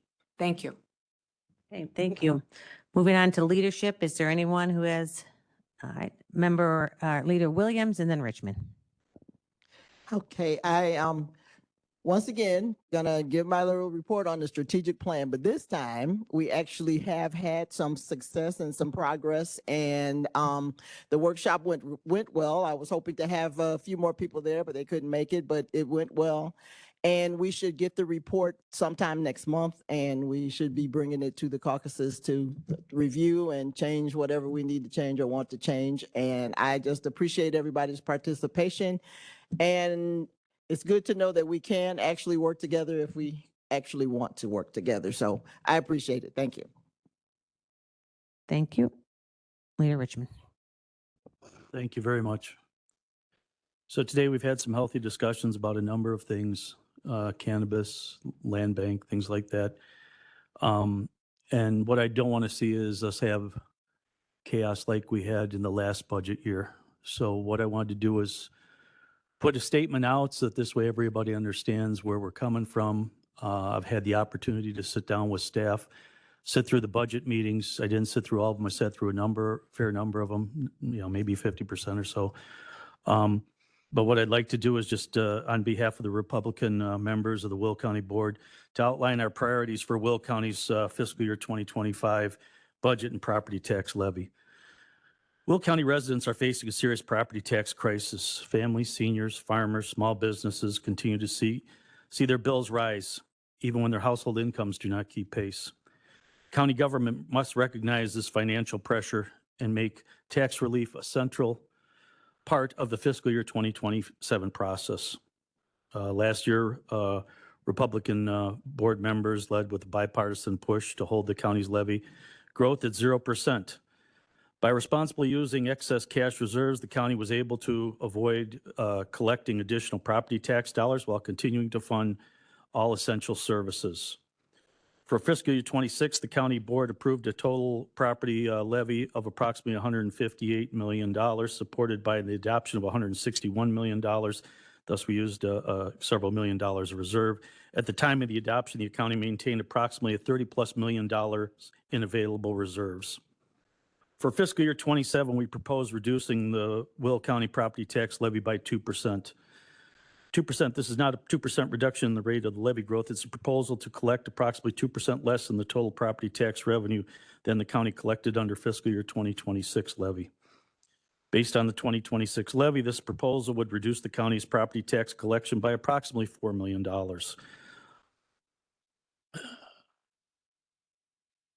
From a broader perspective or vision for this county, we want to provide meaningful tax relief for our residents, protect essential public safety and transportation services, reduce administrative and overhead and unnecessary spending, eliminate duplicative programs and contracts, use taxpayer-funded reserves responsibly, as well as slow the growth of the county's bureaucracy structure.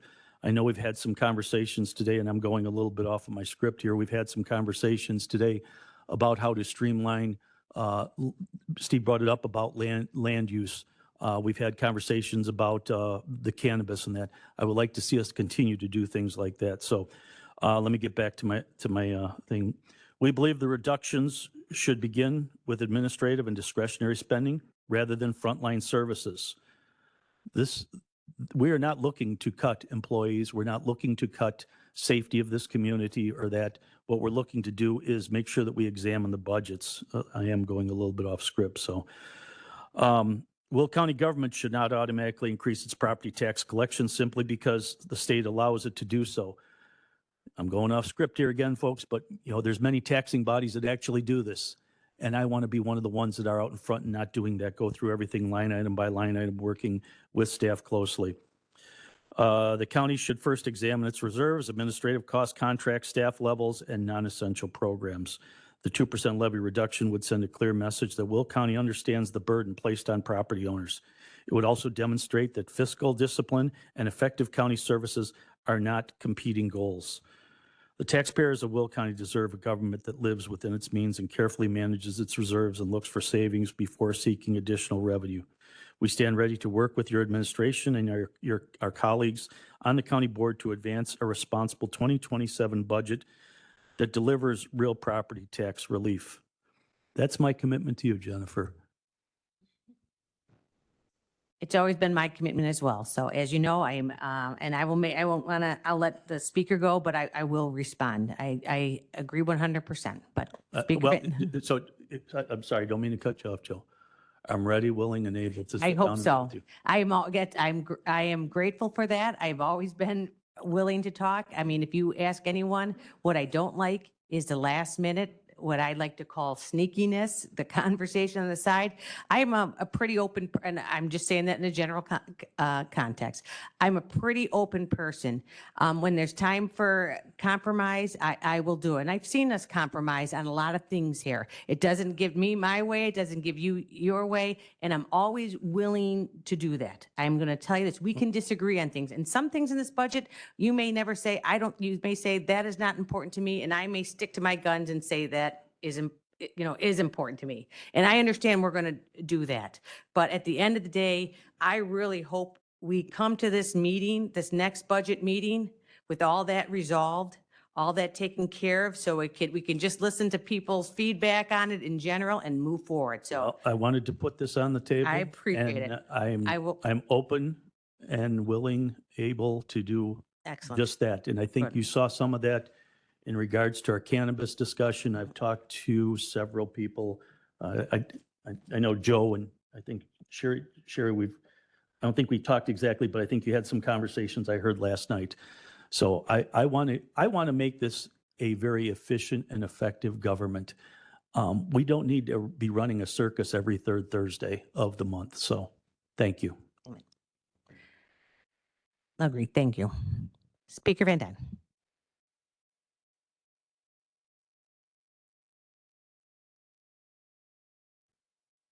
Thank you. I know we have members of this board that have served in the leadership role and also as speaker or the chair of this board. I just want to briefly talk about the position of the speaker. Obviously, the speaker's job, I believe, is to be able to pivot and have conversations with both parties. You try to do the best you can with the members that are present, listening to both sides of the issue. And sometimes you come in with a plan and it doesn't work. And you listen to conversations and different opinions, and you're constantly having to pivot. And your job is to try to look at the board as a whole and make the best decision that you can for the body of the county board. And I know sometimes one side or the other, or maybe individuals might not agree with your decision as speaker, but you have to, you got to, the speaker and the leaders are elected for that reason, to make decisions on the fly. And like I said, you might not be extremely happy with them, but people that are in this position, and I'm not a martyr by any means. It's a very challenging position, but you just got to try to trust in the individual that you elected to try to make the best decisions. And that's what I have done, and I will continue to do.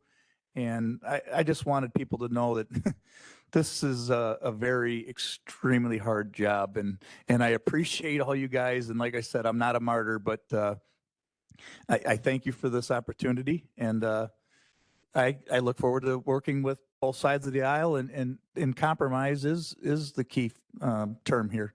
So that's what I would like to say today. And enjoy your weekend, everyone. And I'm glad that we had the opportunity to take an extra week off. Maybe possibly we can do this again. We can streamline some meetings so folks can actually take a break, take a vacation, and come back with maybe a fresher idea or a clear mind, because this does get hard coming week after week after week, seeing the same people and the same issues. So let's all just try our best, and let's move Will County forward. So thank you. All right, thank you, everyone. I'll conclude with, again, thank you for this letter, Leader Richmond.